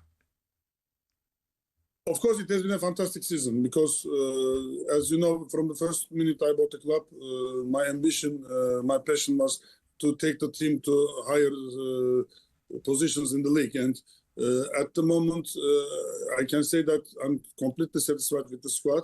I'm completely satisfied with our coach. And the way we play football, we are number 2, I think, in scoring goals, attacking football, full entertaining football, and I love it at the moment so much. I'm glad about that, because the way I see it, Achun, I thought this season was going to be all about consolidation. Last season, you avoided relegation to League One, staying up only on goal difference. So were you looking for stability, or were you looking to mount a challenge as you're doing? Actually, stability is very important in football. But of course, stability for me has to be with the correct organization. I mean, when you are satisfied completely about something, stability should come after that. Not when you see there are some problems. How can the stability go on with the problems? And this time it will be the stability of the problems. So instead of that, actually, it has been almost 4 years now, but I can say that this summer was very important for us. And we could just have a team at the end of the years, I'd say 3 years, I can say, that all of the team football players at the moment on the pitch, I can say that none of them, I say when I see them, he shouldn't be in our team. So this was my target. I always said to myself, Arjun, all the players on the pitch, you have to love them and to want them to be in the team. That time the success will come. And thanks to Jared and Mustafa, our guys, the main guys in the recruitment, they managed it, and I think I'm very satisfied now. Just before Simon comes in, I look at it a tune. You sacked Liam Rossinier at the end of last season. You brought in Tim Volta. He lasted until December. He was replaced by Ruben Seles. At the start of this season, you appointed this man, Sergei Yakirovic, a Bosnian. You know, it didn't go well for you for a spell, but was part of that inflicted by you? I don't want to be too hard on you here, but some of the decisions you made clearly were not the right ones in your efforts to do the right thing for the club.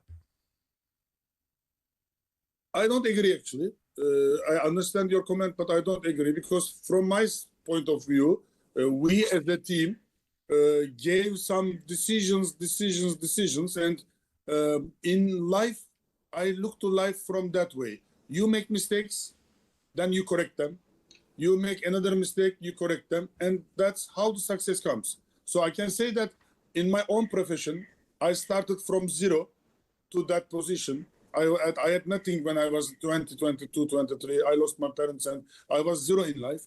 Then after I started my business, what I did was always making mistakes like everybody does, but accepting them, correct them, and improve. So if you ask me about Hull City, you will see our squad has been improving from the first day I bought the club, except for injuries. And in the football-wise, I think all the fans accept at the moment that we are improving as a football from year to year. And I think from the positive way, we are very okay. Yeah, but of course, it's Jim, it's like this.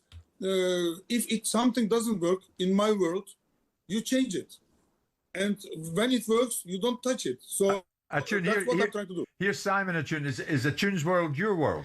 Well, he's a very successful man, and I was going to ask him about the ambitions that he has for Hull. Obviously, Atune, you know that I have a link to Hull, and I've paid attention to your ownership down, and I've seen the developments of the football club. You took over from the Alams, the level of support that you brought into the club, the disciplines that you brought, but you didn't buy this, in my view, and tell me if I'm wrong. You didn't buy this for you to own a championship football club. You've bought other sports businesses, you've got a team in Ireland as well. Your level of success in your home country dictates the kind of person that you are. At what point are you going to arrive in a space? Because it must be, it was for me. It was for me. Me was being in the Premier League. It must be about being in the Premier League for you. And it must be at this moment in time. Liam did a good job for you. You made a change. And we all make changes as owners. But surely the blueprint now has to be to get out of this wonderful but miserable division. It's wonderful because it's competitive, but it's miserable because you want to be in the Premier League. You know that, and so do I. So at this point now, are you now in a position where the lessons have been learned, the skill sets have been acquired, Atune Ilikali must want to now own a Premier League football club? Thank you so much for your nice words. I just want to explain a little story that you will understand what I'm trying to do. Go on then. First, I wanted to make a team, a family team that everybody enjoys and wants to play there, you know. And what we managed until now, I think, the players wants to come to us. They are talking to other players to come to us. One player is so happy, he brings new players. So I can say that our squad now is, I can say that one of the best squad in the championship. Please, I want you to follow our players. You will see that our players are extremely good. Unfortunately, we had 3 ACLs last year, which affected us so big. Now they are coming from the injury. I can say that as a squad power, we are in maybe top 6 for sure. And my aim, my target is, of course, Premier League. But for this year, I just wanted improvement from them. I put a target like top 10 for this year because I want improvement. But I'm sure that Hull will be in a place where all the fans will be proud because our fans are so beautiful, so supportive. I can say that I'm proud of them. So I will give everything to take this club to Premier League, where it has to be with this beautiful city and with this beautiful fans. but I can say that I just came over a position that I'm really happy. Things are not all that happy in Turkish football. You would agree with me, Acun. Until recently, I think you were vice president of Fenerbahce. You're no longer at the football club. I notice there's a wide-ranging investigation into illegal gambling involving figures in Turkish football.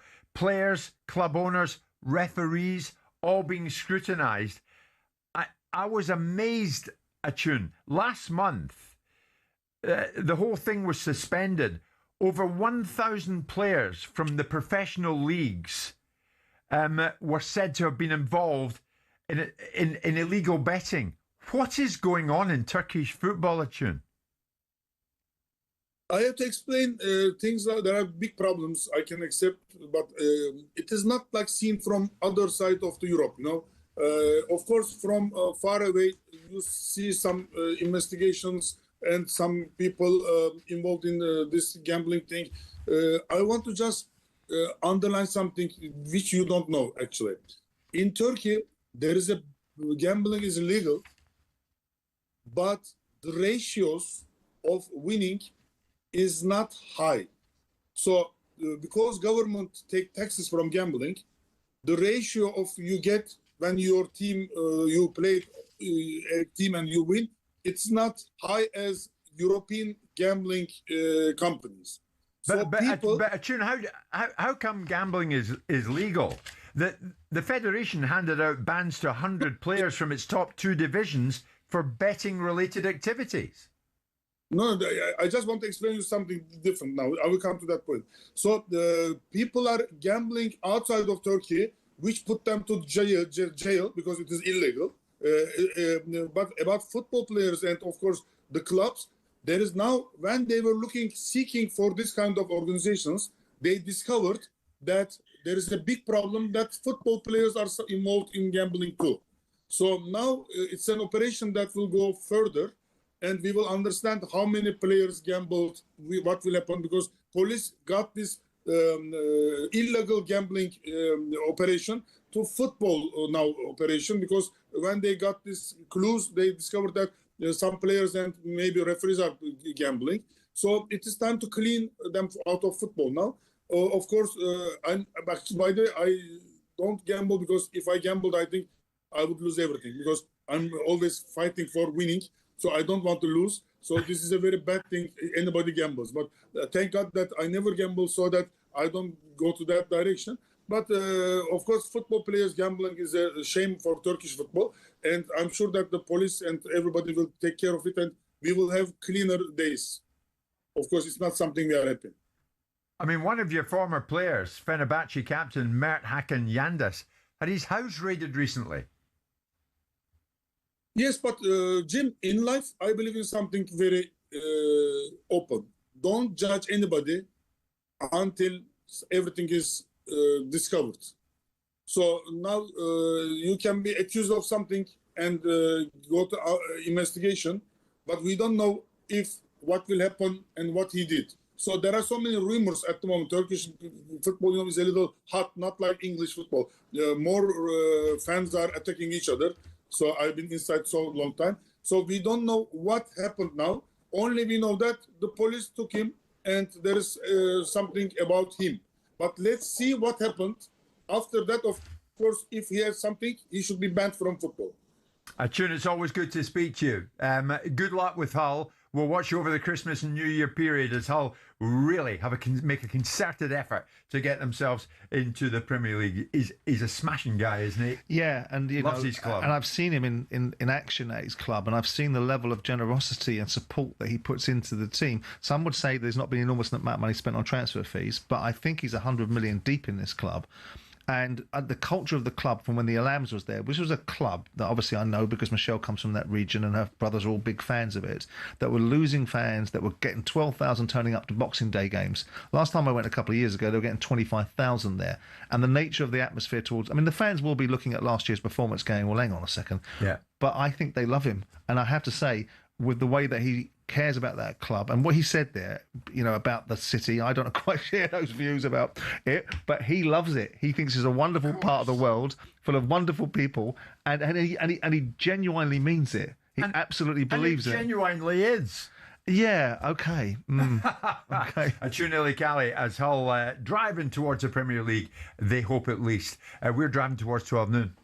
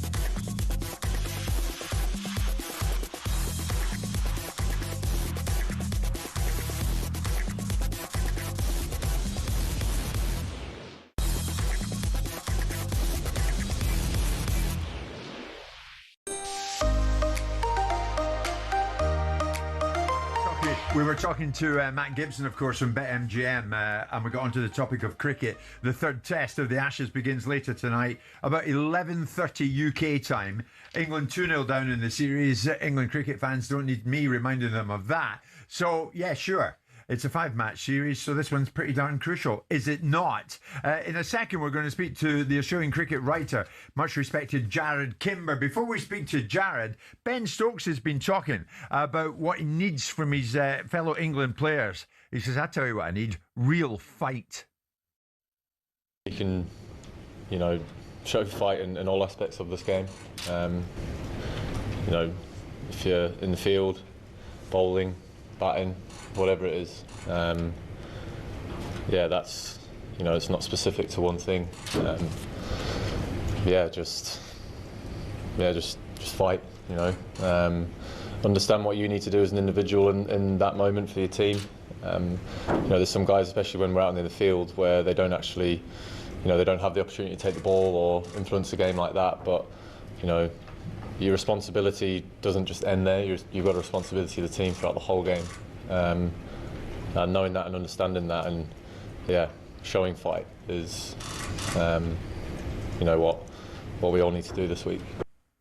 I mentioned the Australian cricket writer Jared Kimber joins us, and he joins us now. Jared, hi to you. I mean, show us fight. I would have thought that's a minimum requirement, Jared, don't you?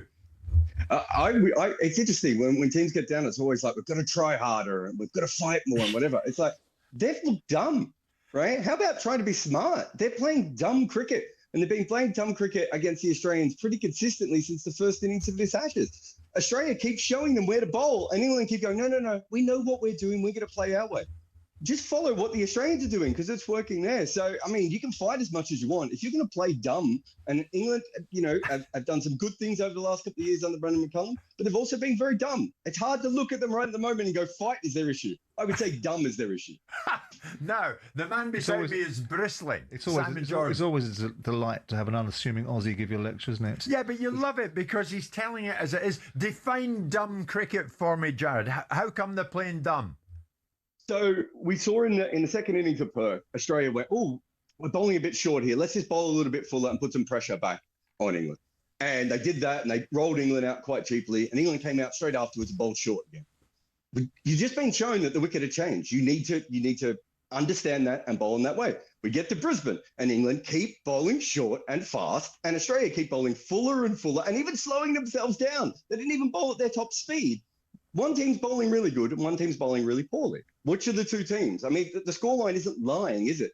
England has played incredibly dumb cricket so far in this Ashes. I actually don't think there's that much between these teams. I just think that England have gone out of their way to shoot themselves in both feet. Wow. And that's very honest, because as Jared said, I think there's much between them, really. I think they bowled well in the first test. They certainly didn't bowl well in the second test, and it was expected that they were going to come up against a very difficult game with the pink ball cricket, because it's not their leaning.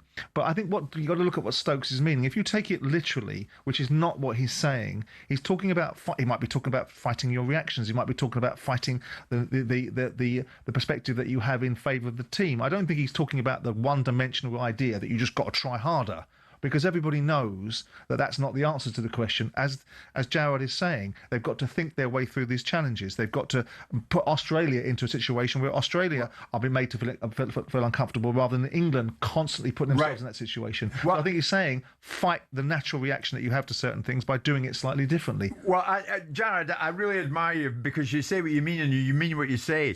Will England start coming to the party, do you think, or are they heading for embarrassment? It's so hard because, as I said, I don't think there's a lot between these sides, right? So I do think that it wouldn't take much for England to start playing better cricket and, you know, win a test or two from here on in. The issue is playing in Australia, the world collapses on you, right? Like, especially in the smaller cities where, you know, they don't have as much happening. When an Ashes test happens, or any test happens, it's the talk of the town, and all the pressure comes on. You know, you go to a restaurant, everyone's having a go at you. You know, out on the ground, we've already seen fans being taken out of the stands for, you know, attacking players. And usually what happens is England really struggle with that, right?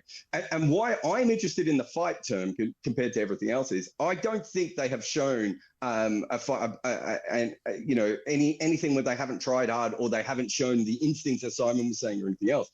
What they have constantly done so far is they have played the same kind of cricket on loop, and it has been dumb.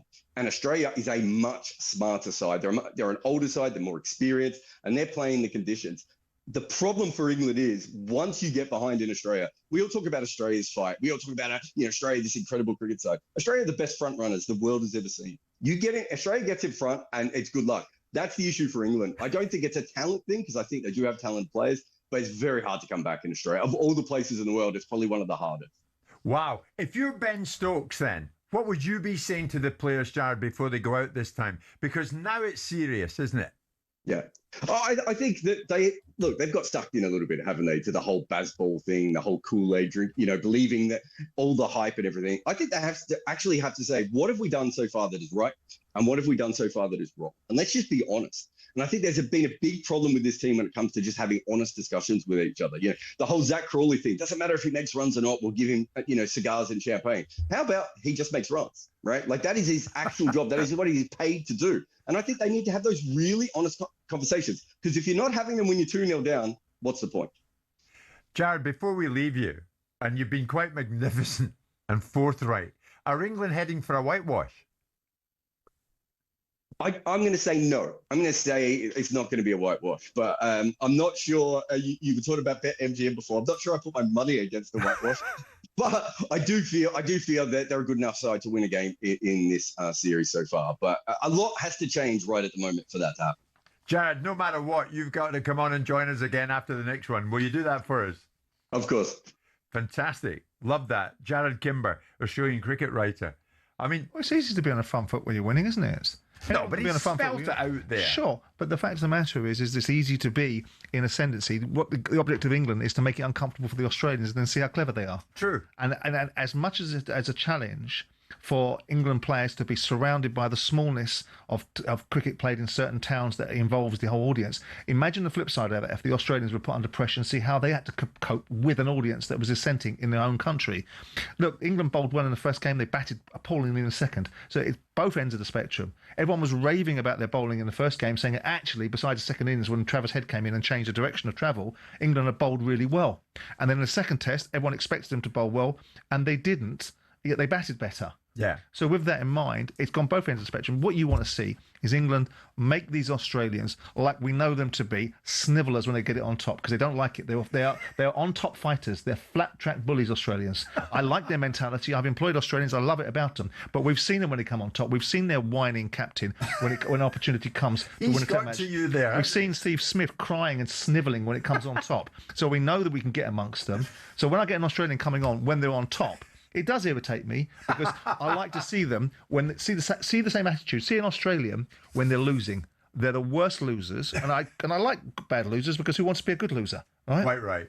talkSPORT will keep you updated throughout the night. And just a reminder, tomorrow, Steve Harmison and John Norman will review all the action at the end of the day's play on talkSPORT 2 and on the talkSPORT Cricket YouTube channel. Dumb cricket.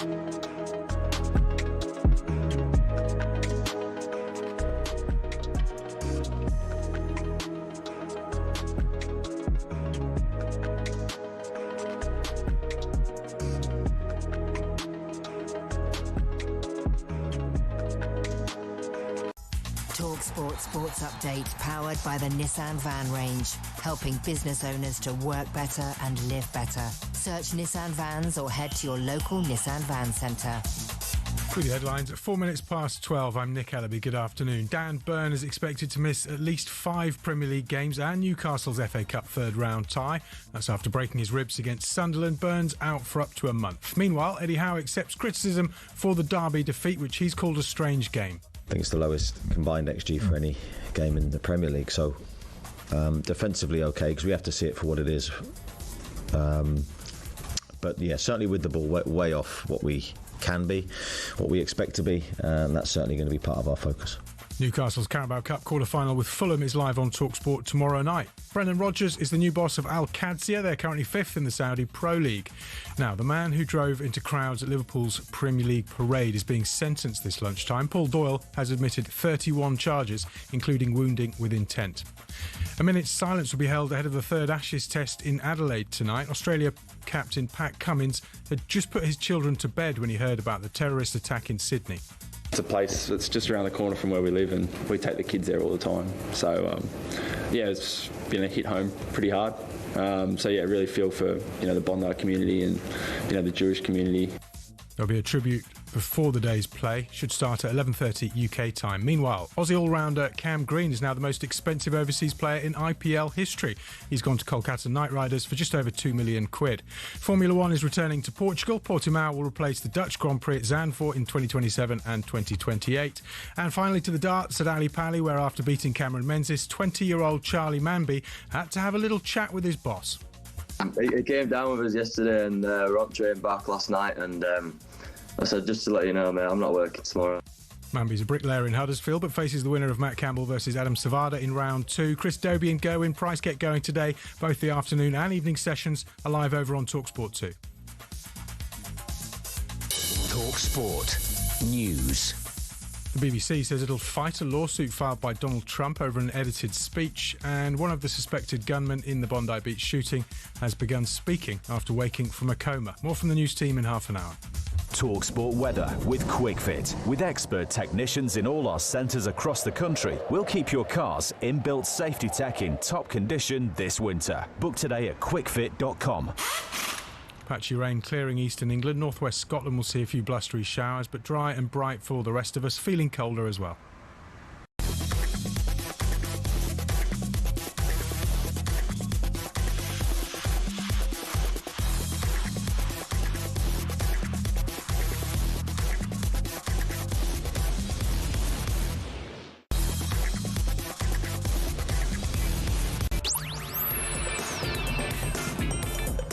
Good afternoon, everybody. 6 minutes past 12 noon. It's Jim White and it's Simon Jordan, and we are live on talkSPORT. Tuesday afternoon, December the 16th. The big day is getting ever closer. If you want to watch the show, you can. We're live on YouTube, live on Samsung, LG, even Prime Video. Wherever you want to watch us, you can watch us like a telly show that's on the radio. You're welcome any which way at all. Very shortly, we're going to discuss some of the things that were said yesterday by the hugely popular Martin O'Neill, 73-year-old Martin O'Neill. How much does the recent success of Martin challenge the norms of age in the dugout? We'll get to that, but in the meantime, we're sticking with this because my colleague here at talkSPORT's chief football correspondent, Alex Crook, joins us live in the studio. We'll talk about all things Enzo Maresca in just a second as Chelsea go to Cardiff tonight in the Carabao Cup. But Alex, good afternoon to you. First things first, as I understand it, off the back of the 4-4 draw at Manchester United Bournemouth last night, some interesting quotes from Bruno Fernandes coming out this lunchtime. Yeah, it's never a dull moment, is it, when it comes to Manchester United? Never a slow news day. I know you've been talking about Kobbie Mainoo and that rather provocative post from his brother at Old Trafford last night. But Bruno Fernandes has been speaking to Portuguese media, and he's been speaking about his situation this summer, when, of course, he was close to leaving Manchester United for a life-changing move to Saudi Arabia. He's let us behind the scenes of that, if you like. He said that Ruben Amorim wanted him to stay, but he's hinted that the hierarchy there maybe had other ideas. These quotes from Bruno Fernandes. From the club side, he said, it felt a bit like, if you leave, it's not so bad for us. It hurts me, says Fernandes. more than hurting. It makes me sad because I'm a player who has nothing to criticise. I'm always available. I always play good or bad. I give my all. Then you see things around you, players who don't value the club as much and don't defend the club as much. That makes you sad. So he's suggesting there that Sir Jim Ratcliffe and Ineos would have cashed in. We know he's got a release clause of £57 million that would enable him to join a top European club this upcoming summer. And I do wonder if this is Bruno Fernandes maybe paving the way for his departure from United. But I'm also intrigued about who he means amongst his teammates that maybe don't value the club, in his words, as much as he does. What do you make of that, Simon? I mean, one thing about Bruno Fernandes, you cannot fault him for effort, for his constant availability, and for clearly what the football club means to him. Well, I mean, there's been lots of criticism of him in the past, isn't there? Where people don't think he's a captain, that people think his histrionics have diminished the performance of the team at times. If he's got a release clause in his contract, it's because he wanted it there. So how committed are you to the club that you purport to love?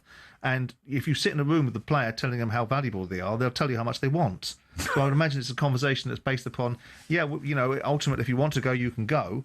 And that might have been at the same time as he was telling you telling the people how much he wanted to stay. Who knows the context of that conversation? Do you find that, Alex, that we have to be careful here, because this might be another example of a top player saying to those at the football club, show me a bit more love? Yeah, but I sort of agree with Simon. I mean, he got a big new contract and he's just about United's top earner now. So I think he has been valued.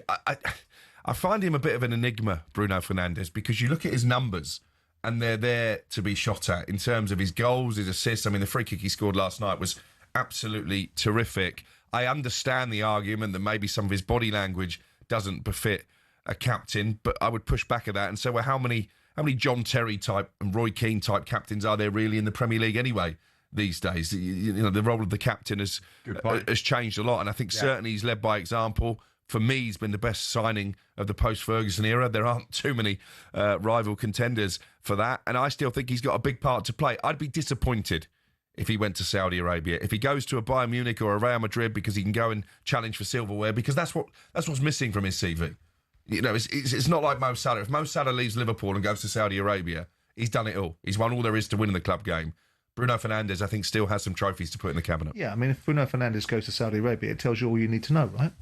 That's not a football move. That's a financial move. At what point do Man United, a no English club, are going to sit there potentially and pay what the Saudis are going to pay? Because there's no need for them to do that. And at the same token, they're not going to be able to offer you the tax status that the Saudis offer, which means that you're getting double your money. Irrespective of how much they start from in terms of already doubling your money, they'll double it again because you've not got no tax liabilities if you stay there for 3 years. So if Bruno Fernandes leaves Man United and goes and joins a top 6 side in Europe, then you say to yourself, well, hang on a second, Man United, how do you allow that to happen?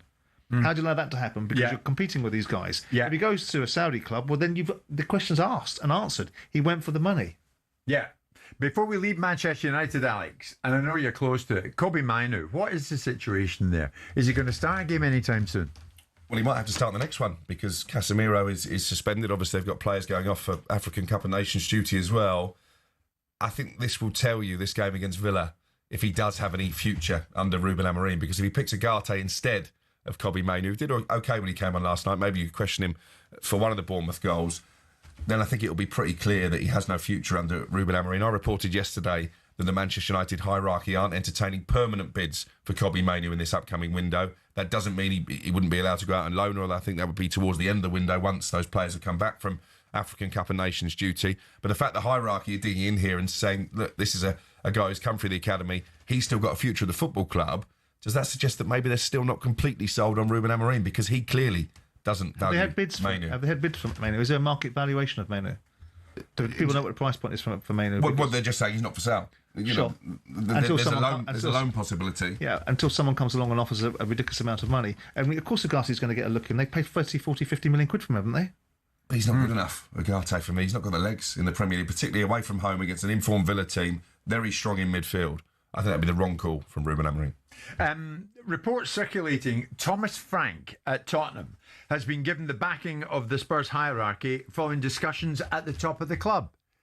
Why does he need their backing? Well, I think because there's a lot of noise from supporters. Obviously, the home form has been poor. They were hammered at Nottingham Forest at the weekend, and Dean Ashton was on duty for us there, and he was very scathing of the Tottenham performance. I think the hierarchy just want to try and settle the noise down.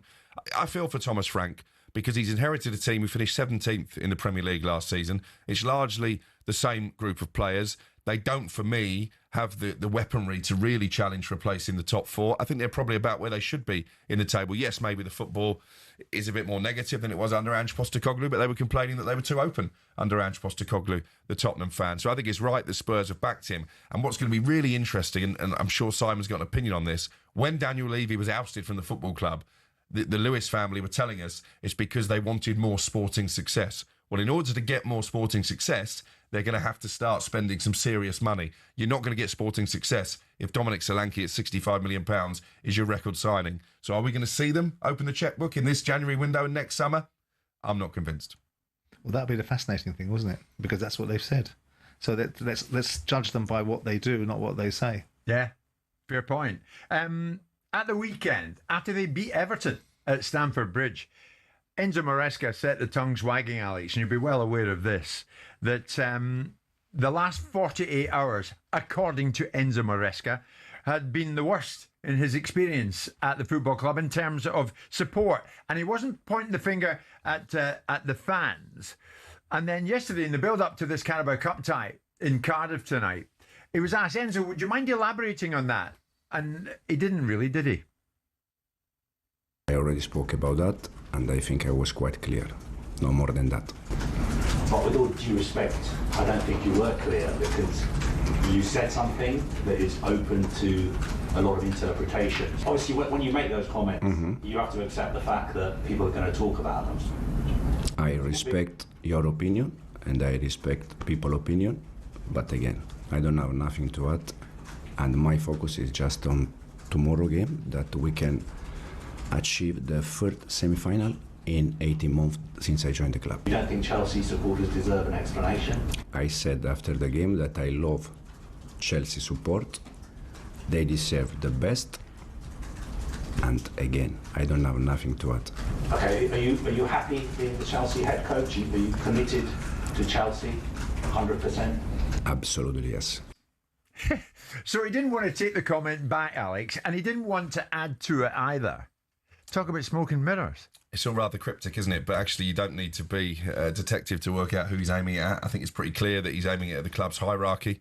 I'm not sure what you're trying to edit. I think it's him pushing back against the way the club is run, the fact that they only really want to invest in young players, the fact that I think he feels obliged to make so many changes to his starting 11. I think it's 123 changes he's made in 24 games in all competitions because the owners want certain players to get minutes and therefore it increases their value. But I'm not sure this is going to end well for Enzo Maresca, because as soon as Mauricio Pochettino started to push back against the model, he very quickly lost his job. So the fact he doubled down on those comments, and there were sources at Chelsea expecting him maybe to backtrack in the press conference yesterday, if they start losing games and it's a potential banana skin against Cardiff in this League Cup quarter-final, then I think he could be in very dodgy territory. One manager they admire, I'm told, is Oliver Glasner. However, is Oliver Glasner going to want to work under those kind of conditions?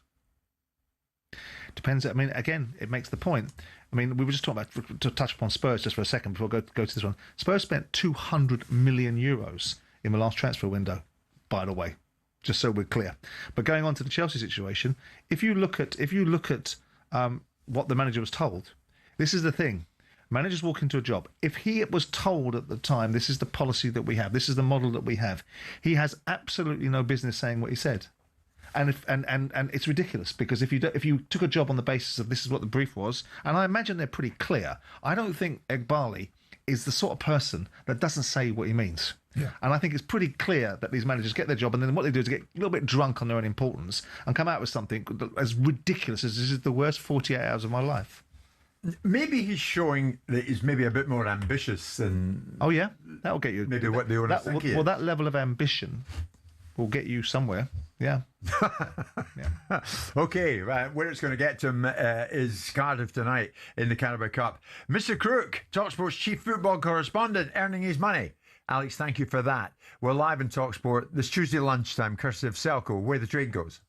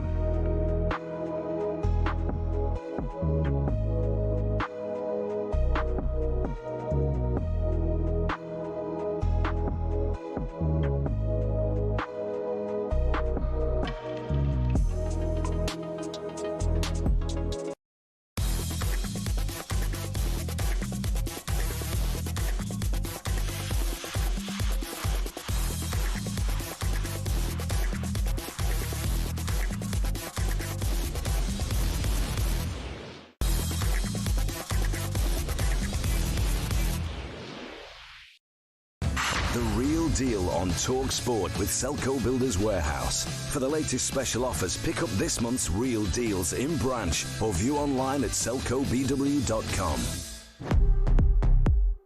Who's the real deal this week with Selco Builders Warehouse?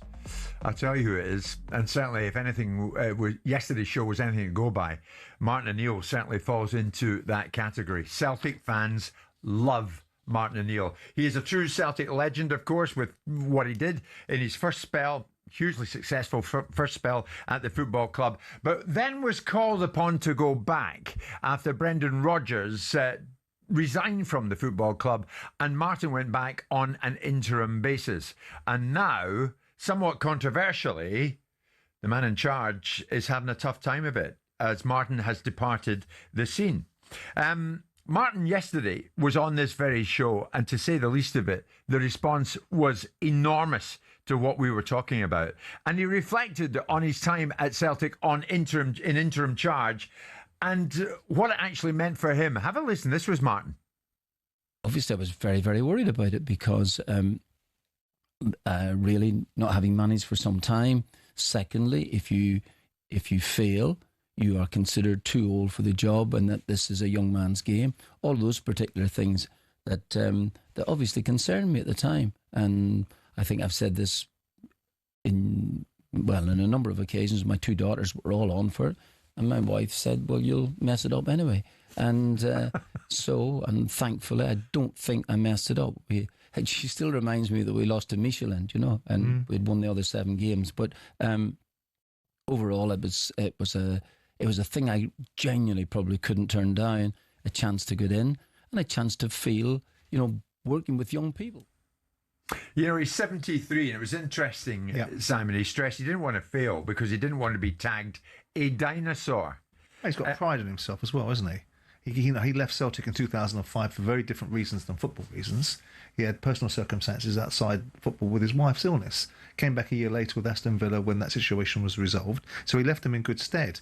I mean, let's be clear. He didn't go into a Celtic that was broken. He went into a Celtic that was created into a storm of arguments because of Brendan's behaviour and because of some dissenting voices about the performance of the team not being out at the level that they should have been at for the Champions League. So it wasn't broken. It wasn't. So Martin went in there and did sensible things. And put square pegs in square holes, made people focus in the right direction, and did all the things that a very experienced, very capable manager won't forget how to do. He knows how to ride a bike, so he won't forget how to get back on one. So he knows how to manage a dressing room. He knows how to impart wisdom. He's been managed by arguably the best manager in English football, in my view, Brian Clough, as well as being a manager of elite status himself at certain times.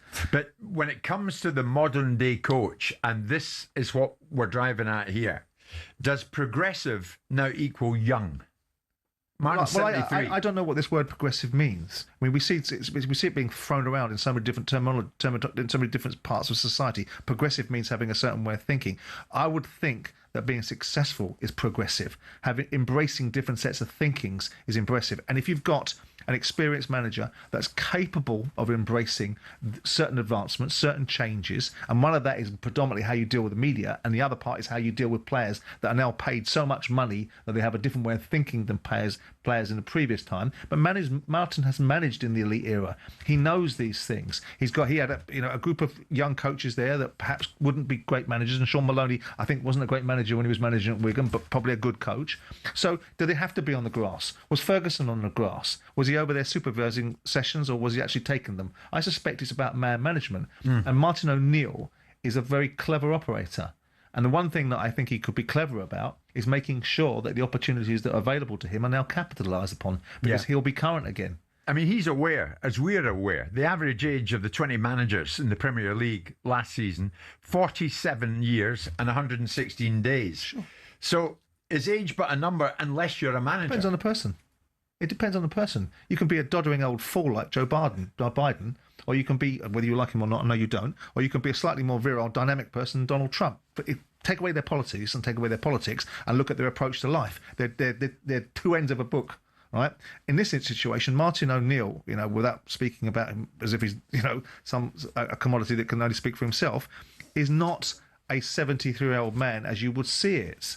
He's full of vitality, full of energy, full of vim and vigour, will have a fight in an empty room, argue his points, and has points to prove. I know you speak to him away from here. Yeah.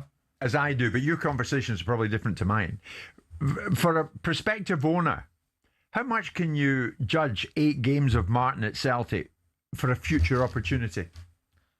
Well, he didn't balls it up, so you can judge it that way. He provided common sense and directly departed that. The greatest feather in Martin's cap is the clown college that's going on there now, which is the 3 games afterwards. I'm willing to wager he won't say that yesterday because he doesn't want the back pages of newspapers in Scotland to be able to utilise the comments he makes to weaponise the conversation against the Celtic manager. He doesn't want that. But he will have looked at those games and thought Rome was a tough one. But I reckon I can beat Hearts. Hearts ain't in good nick. They're not coming into this game in ascendancy as they were at the beginning of the season. We can get at Hearts now. And he would have expected and would have achieved, in my view, the beating of St Mirren. So the fact that this other guy coming in has decided to change the system, perhaps I suspect start talking about processes and projects and all that sort of old tosh, and started to bring out things like, and I know this is unfair, but the optics of how you look are part of how you perceive people. People are judged by what they look like, and when you're standing on the touchline with a tactics board, you look like a bit of a fool. You do. Not just because it's a progressive way of thinking. It's nonsense. It's utter nonsense. But many of them do it. It's not just Wilfred Nancy. Win. But you didn't, did you? Win. You've taken a team that's won 7 of its last 8 games and turned it into a team that you have a 100% record in now. 100% losses. Now, I suspect that he'll recover his poise. They'll, no doubt, I hope, beat Dundee this week. Because otherwise the story is going to really start to ramp up for this poor bugger. But I've always slightly been reticent about you've got to make a step up somewhere along the line. But the idea that the MLS is a fertile ground to judge a manager's capabilities, I've watched it. It's crap. It's a poor league. These teams that are top teams in the MLS would have difficulty competing at League 2 level. That's what I've seen at some of the best teams. And when I saw Inter Miami, yes, of course, Messi's a phenomenon. But the only 3 players on the pitch that could actually trap a ball was Busquets, Alba, and Messi, all imported stars. The homegrown talent is a mile off. The management capabilities, from my view, were miles off. Now, going to Martin O'Neill, there'll be interesting eyes looking at him. There'll be interesting perspectives about him. And if he wants to manage again, I suspect, and I told him that yesterday, you need to be a bit proactive because you are, again, potentially current. Can you take anything from 8 games? You can take the fact that he's still a very sensible, focused individual that is capable. Is he going to be a 5-year project manager? No, he's not. No. So what level does he go back in at if he goes back in? Well, that depends on the opportunity. I could see if things were going wrong at certain clubs in the Premier League, Martin O'Neill being something that might be considered for a Premier League job. Premier League? Yeah, well, that's where he's managed most of his career. He's not suddenly a League One manager, is he? Okay. Martin, if you're listening, keep us across it. That was our pick for this week's Real Deal with Selco Builders Warehouse. For the latest special offers, pick up this month's Real Deals in branch or view online at selcobw.com. The Real Deal on talkSPORT with Selco Builders Warehouse. Check out this month's Real Deals at selcobw.com.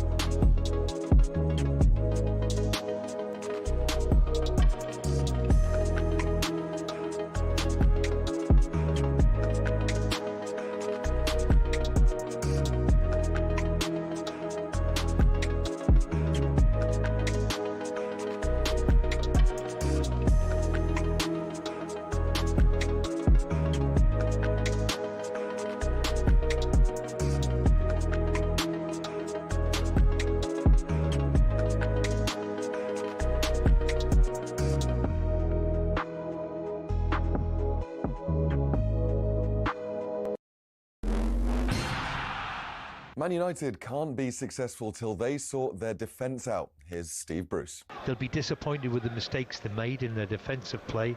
Some of their forward play was terrific. Andoni Iraola hopes Bournemouth can push on from 2 draws against Man United and Chelsea, but the knee injury to Tyler Adams looks bad.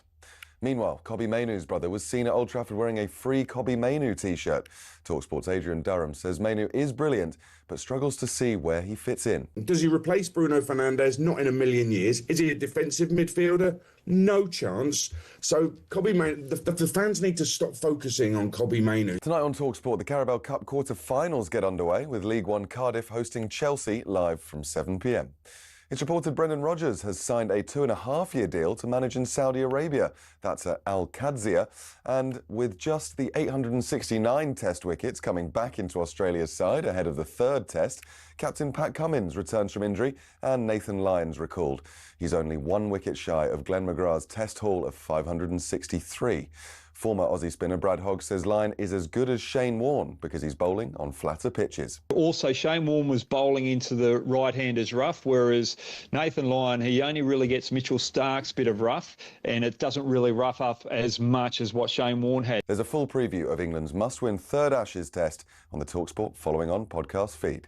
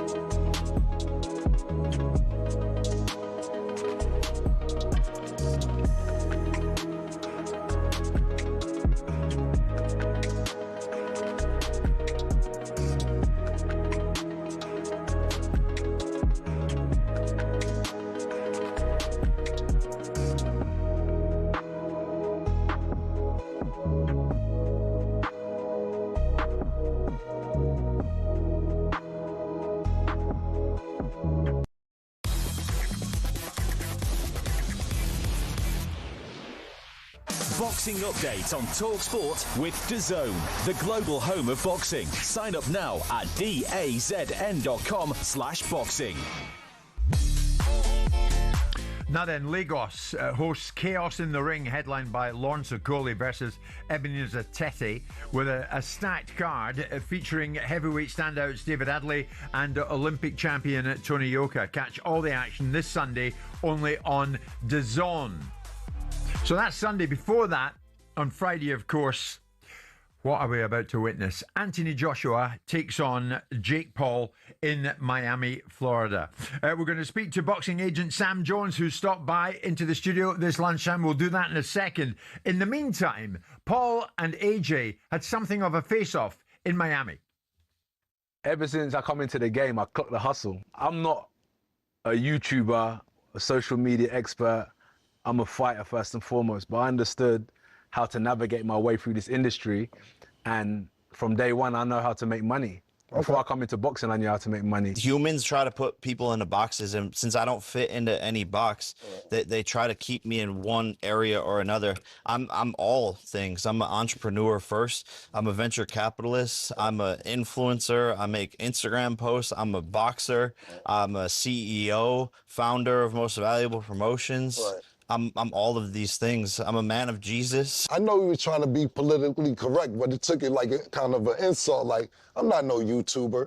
And oh, no, I don't take it as an insult because YouTubers make more money than boxers. I don't take it as an insult. I just think people are daft, as the Brits would say. So it is what it is. But like YouTubers run the world. Look at Speed. Look at Mr. Beast. We are the new modern day A-list celebrities. So I don't take it as an insult by any means. The question is, Jake, can you fight?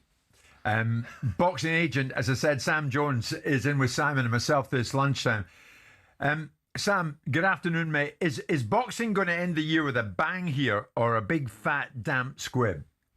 I don't really know, to be honest with you. I put it down to the fact I'm still not like 100% convinced the fight happens. I can't really believe it's going to happen. I'm sure it is, but like it's a bit late now, Sam. I just think something bad could really happen in that fight. If it's a real fight, which is what we're told it is, I'm being convinced it is a real fight. If AJ hits that guy on the cranium, anywhere on the cranium, he's going to be in a very, very bad way.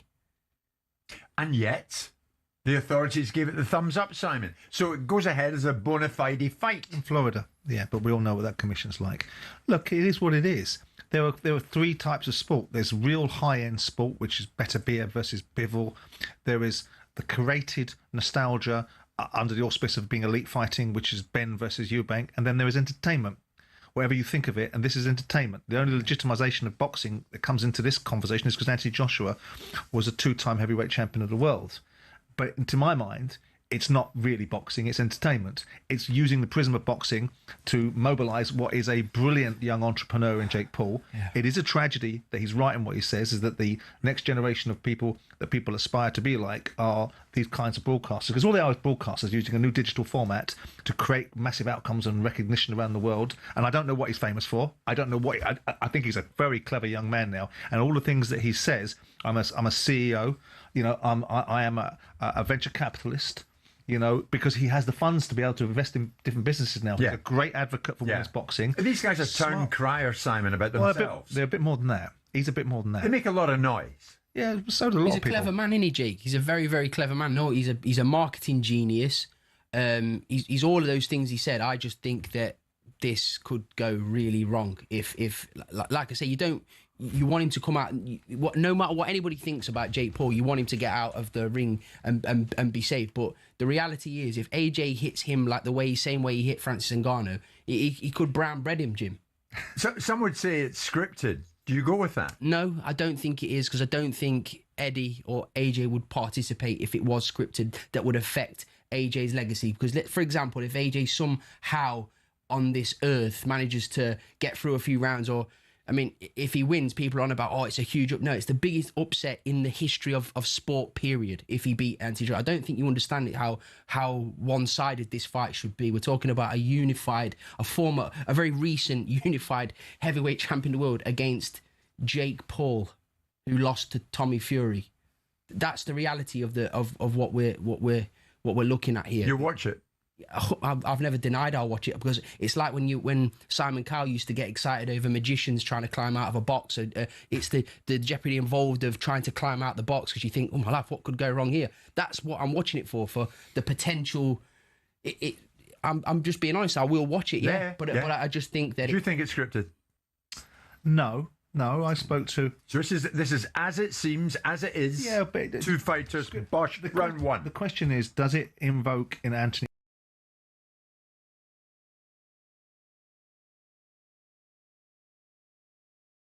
level? Does it allow him to have that little disconnect between doing something that he would do to a fighter of some repute or doing it to Jake Paul? I mean, I spoke to Eddie. Eddie thinks he'll get him out there without one big shot, but a cluster of punches will take him out. Because if he does take a big shot, like Ngannou took, he's going to get hurt, but he's going to get hurt anyway. That's the nature of the business. People do get hurt in a boxing ring. The best fighters get hurt. So he's not immune to it. The interesting thing will be is exactly how the conclusion of the fight will be and how it gets sold into the public, because people are going to fly around. I was going to go there and watch it, not because I felt the fight had any meaning, but because I wanted to understand the scale of what's going on with Netflix and what's the scale of something like this that can generate 150 million. Because there's only one reason Anthony Joshua's going in there is because someone is foolish enough to say, well, not actually foolish enough, because the metrics of it work out quite nicely for Netflix. They get 2 million extra subscribers. They get 2 billion out of it. The fact is that they've offered him 75 million quid. That's why he's going in there. Do you respect Jake Paul for what he's doing? I find it hard to believe that, because he's got people that have they've boxed themselves. He's got a clever bunch of people around him that are encouraging him that, like, you're already worth hundreds of millions. What on earth are you going to do this for? Like, people have been encouraging Jake to kind of step up in competition, but what they mean by that is go and rematch Tommy Fury, not fight the former unified heavyweight champion of the world. Yeah, you have to respect him for doing it, but at the same time, I think he's completely off his over and around, is it, for both of you? Over in one round? No, I don't know, because I think that if he can look after himself, he can scurry away. It can't go past 2 rounds, otherwise Anthony Joshua's legacy is in trouble. Everybody I ask, all the fighters, whether it be Paul Smith or Duke McKenzie, don't think he's got the toolkit to even be able to get his feet out of range. So he can't do much dent. No, I agree. Any work to Anthony Joshua, because he hasn't got the power or the ability to execute. It's like a journeyman knows how. They're bred to. They learn how to protect themselves. And Paul Smith will articulate it better than me, but they'll know how to move their legs. They'll know how to make certain adjustments to survive. He doesn't have that, because he's not. He's boxed for a couple of years. You're fighting Anthony Joshua. People disrespect AJ the way he is, but if he hits him with that right hand, it's good night. I hope there's some paramedics on site ready to get to work. Simon, you mentioned Duke McKenzie there. He was in the wrong end of a bit of a tiff, shall we say, with Conor Benn. More from Simon after this.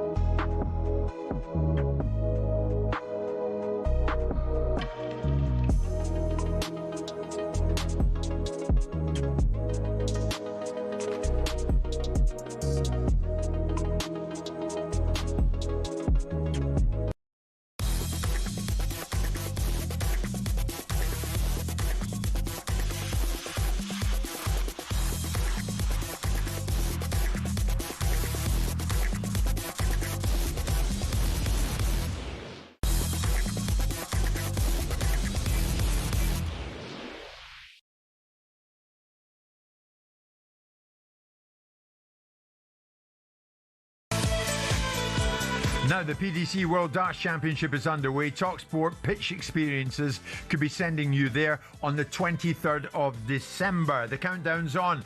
Get your entry in by Thursday. You and 3 mates could live at large with platinum seats, fine dining, open bar, VIP access to the 501 lounge with Russ Savoy Spray. Then it's straight to your Prime Arena table for the best view in the house. An unforgettable Ali Pali Christmas, and here's how you can win it. Text DARTS to 83338. Text costs £2 plus your standard network rate, or call 0343 4217508. The lines close 4 o'clock this Thursday. That's when you need to answer if your phone rings. 18 plus, UK residents only. For your chance to win, text DARTS to 83338 now. This is a network promotion. Full terms, conditions at talksport.com, and good luck. It's quite a prize, that. Fantastic prize. You won't forget that if you go.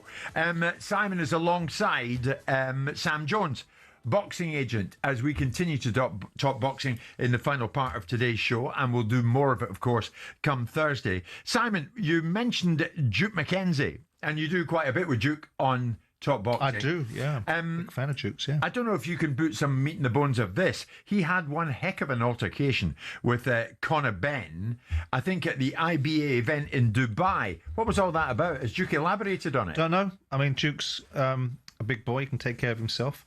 Conor will no doubt have had some issues about things that people might have said about him. He's imbued with a big bag of money now, which empowers him to a different level. So maybe he felt that Duke had said some things. I think Duke's made some observations about Conor and the failed drugs tests and what's been done with that and what hasn't been done with it. So I've seen it like everyone else. Yeah. Conor had something to say to him. He seems to be serving up some kind of an agenda, Sam. I don't know if you've heard what it was all about. We like Duke McKenzie a lot. We like Conor Benn.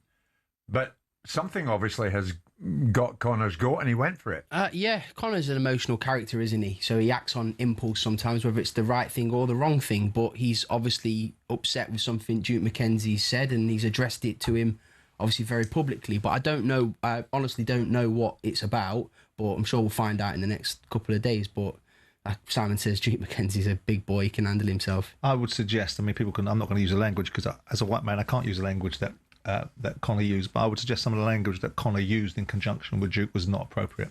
Having an issue with some of the things that Duke has said, insofar as Duke has said anything controversial, and Duke is not a particularly controversial character. He's a straight down the barrel, calls it as he sees it, has earned the right, by the way, as the 3-weight world champion to have an opinion, because with due respect to Conor Benn, he couldn't lace Duke McKenzie's boots in a boxing ring. But the fact of the matter is that if he's got a genuine issue with something that Duke has said, there are better ways to handle it than scream and shout and start using racial epithets as part of your conversation. I'll get back to Conor Benn before we go, Sam. I'm looking at a message here. Jim, Sam Jones, very tight, of course, with Daniel Dubois. It prompts me to ask you, Sam, in 2026, where and when are we going to see Daniel Dubois? Look, Daniel's made it very clear that we'd like to fight Fabio Wardley or Ajit Kabayel. So they're the two fights that I think make the most sense for Daniel, and as does Daniel and Daniel's trainer. We think that they're two really great fights. Look, Daniel just wants to be involved in really big fights. He doesn't need a comeback fight. He wants to be involved in real fights, proper fights with meaning. I think him and Fabio at the O2 Arena will be an absolute humdinger. And then, or if Kabayel wants it, he can have it as well. But I mean, if it's Wardley, Sam, it would be straight into a world title fight. Yeah, absolutely. Fabio's done. Listen, Fabio's story is fantastic. An amazing guy. He's a good person as well. Fabio. He's a deserved champion. I kind of wish he'd have got his moment against Parker though. Afterwards, where you kind of get the and the new moment, not being emailed over to you, as they say, the email thing. But Fabio's a deserved champion. He's riding the crest of the wave at the moment. But if he wants it, we can make that fight. Simon, would that be a risky first title defence for Fabio Wardley to face Daniel? Well, Fabio will think he can beat whoever he gets put in against. It depends who his mandatory might be. Fabio will decide this. Yeah. He's the world champion, not Daniel Dubois. Yeah. So if he fancies Daniel Dubois and thinks it's worth his while having that fight, then he'll fight him, because I don't think Fabio will duck anybody. But Frank will guide him the way that Frank wants to guide him. Where do you see Daniel Dubois in the heavyweight picture, Simon? Well, I was disappointed in Daniel in the last fights. and we've picked the bones out of it and rehashed the thinking behind it, and maybe the change of trainers. And I think Don Charles deserves a lot of credit for some of the things that he did. Daniel has done significant things. The question still gets asked about Daniel and his willingness to come out of the most significant parts of adversity. I don't know. Moses Satoma's coming up like a train. Usyk, he can't get the better of Usyk. So where does he land? Maybe a Fabio Wardley fight gives him enough of opportunity. But Daniel's been a world champion. Yeah. So you can't diminish him. He's been a world champion, a legitimate one. Sam, in the time we have left, Jack Catterall always impresses us. He fights well, he talks well, and he did it ever so well against Esserman, which was a bloodbath, wasn't it? And he came out the other side of it, having won it. What's next for Jack? Yeah, it was a brutal fight with Eka, and the important thing, Eka was all right afterwards because it was a bit of a brutal ending. But Jack needed that type of performance to kind of get people back on side again, to kind of post-Harlem. Exactly, the post-Harlem food bout fight, which was a bit of a stinker both ways. Even though Jack won every round, it was still not the way it needed to be. But anyway, Jack's in line now. He's WBO #1. He's in line potentially to fight Lewis Crocker. But as I say, I've got Conor Walker, who's just coming off a massive win, that could fight Lewis Crocker as well. But Jack's in a very good position again. We sit here, we find ourselves back in the same position again as we were pre-Barboza when he unfortunately came up short. But Jack's back at #1 again, and he's going to have a massive 2026. I suppose if we're talking, Simon, Jack Catterall, Lewis Crocker, would the numbers add up? Well, I mean, Lewis has done fabulously well to win a world title. We had him in the studio, didn't we, when he after he beat Paddy Donovan. He was thrilled, and he deserves every opportunity. But all the noise in the room is for young Conor. And all the heat around that division goes to Conor, who's been established back in the rankings, despite having not fought a welterweight for 3 or 4 years, is established in the rankings now as one of the top fighters in the welterweight division with no real reason behind it for the last 4 years. Yeah. Look, I think it's tragic for Jack Catterall that he has to keep on waiting in line. He had to wait in line at the last weight class. He should have been an undisputed world champion because he beat Josh, with all due respect to Josh, and he's had to have too many fights. He had one too many fights to get to a world title shot. He had to fight Regis Prograis, he had to fight Jorge Linares, he had to fight Arnold Barbosa Jr., and I don't want him to be in that same holding pattern again because he deserves to potentially be a world champion. Sure. And Lewis Crocker, for his part, said he was eyeing up Conor Benn. Just for that, though, I mean, look, Conor Benn, everyone wants to fight Conor Benn because the money fighting the division, but Conor Benn isn't going to fight Lewis Crocker, full stop. He's just not going to do it. Conor, I believe, will have one fight at welterweight, which will be the winner of Barrios Ryan Garcia. Then he'll move up to 54. The problem is with Jack is, if you're Lewis Crocker, and this is what I try to explain to people that don't really understand, it is a voluntary defence. Jack's not mandatory for Lewis Crocker. So if Lewis Crocker's got a pot of money, he's going to want a ginormous part of that and to fight Jack, right? I've got Conor Walker, who Lewis Crocker's edged out on points, who I thought it could have gone either way. But if you're Lewis Crocker, you're looking for the biggest available payday for the least possible risk. Jack Catterall is the highest possible risk.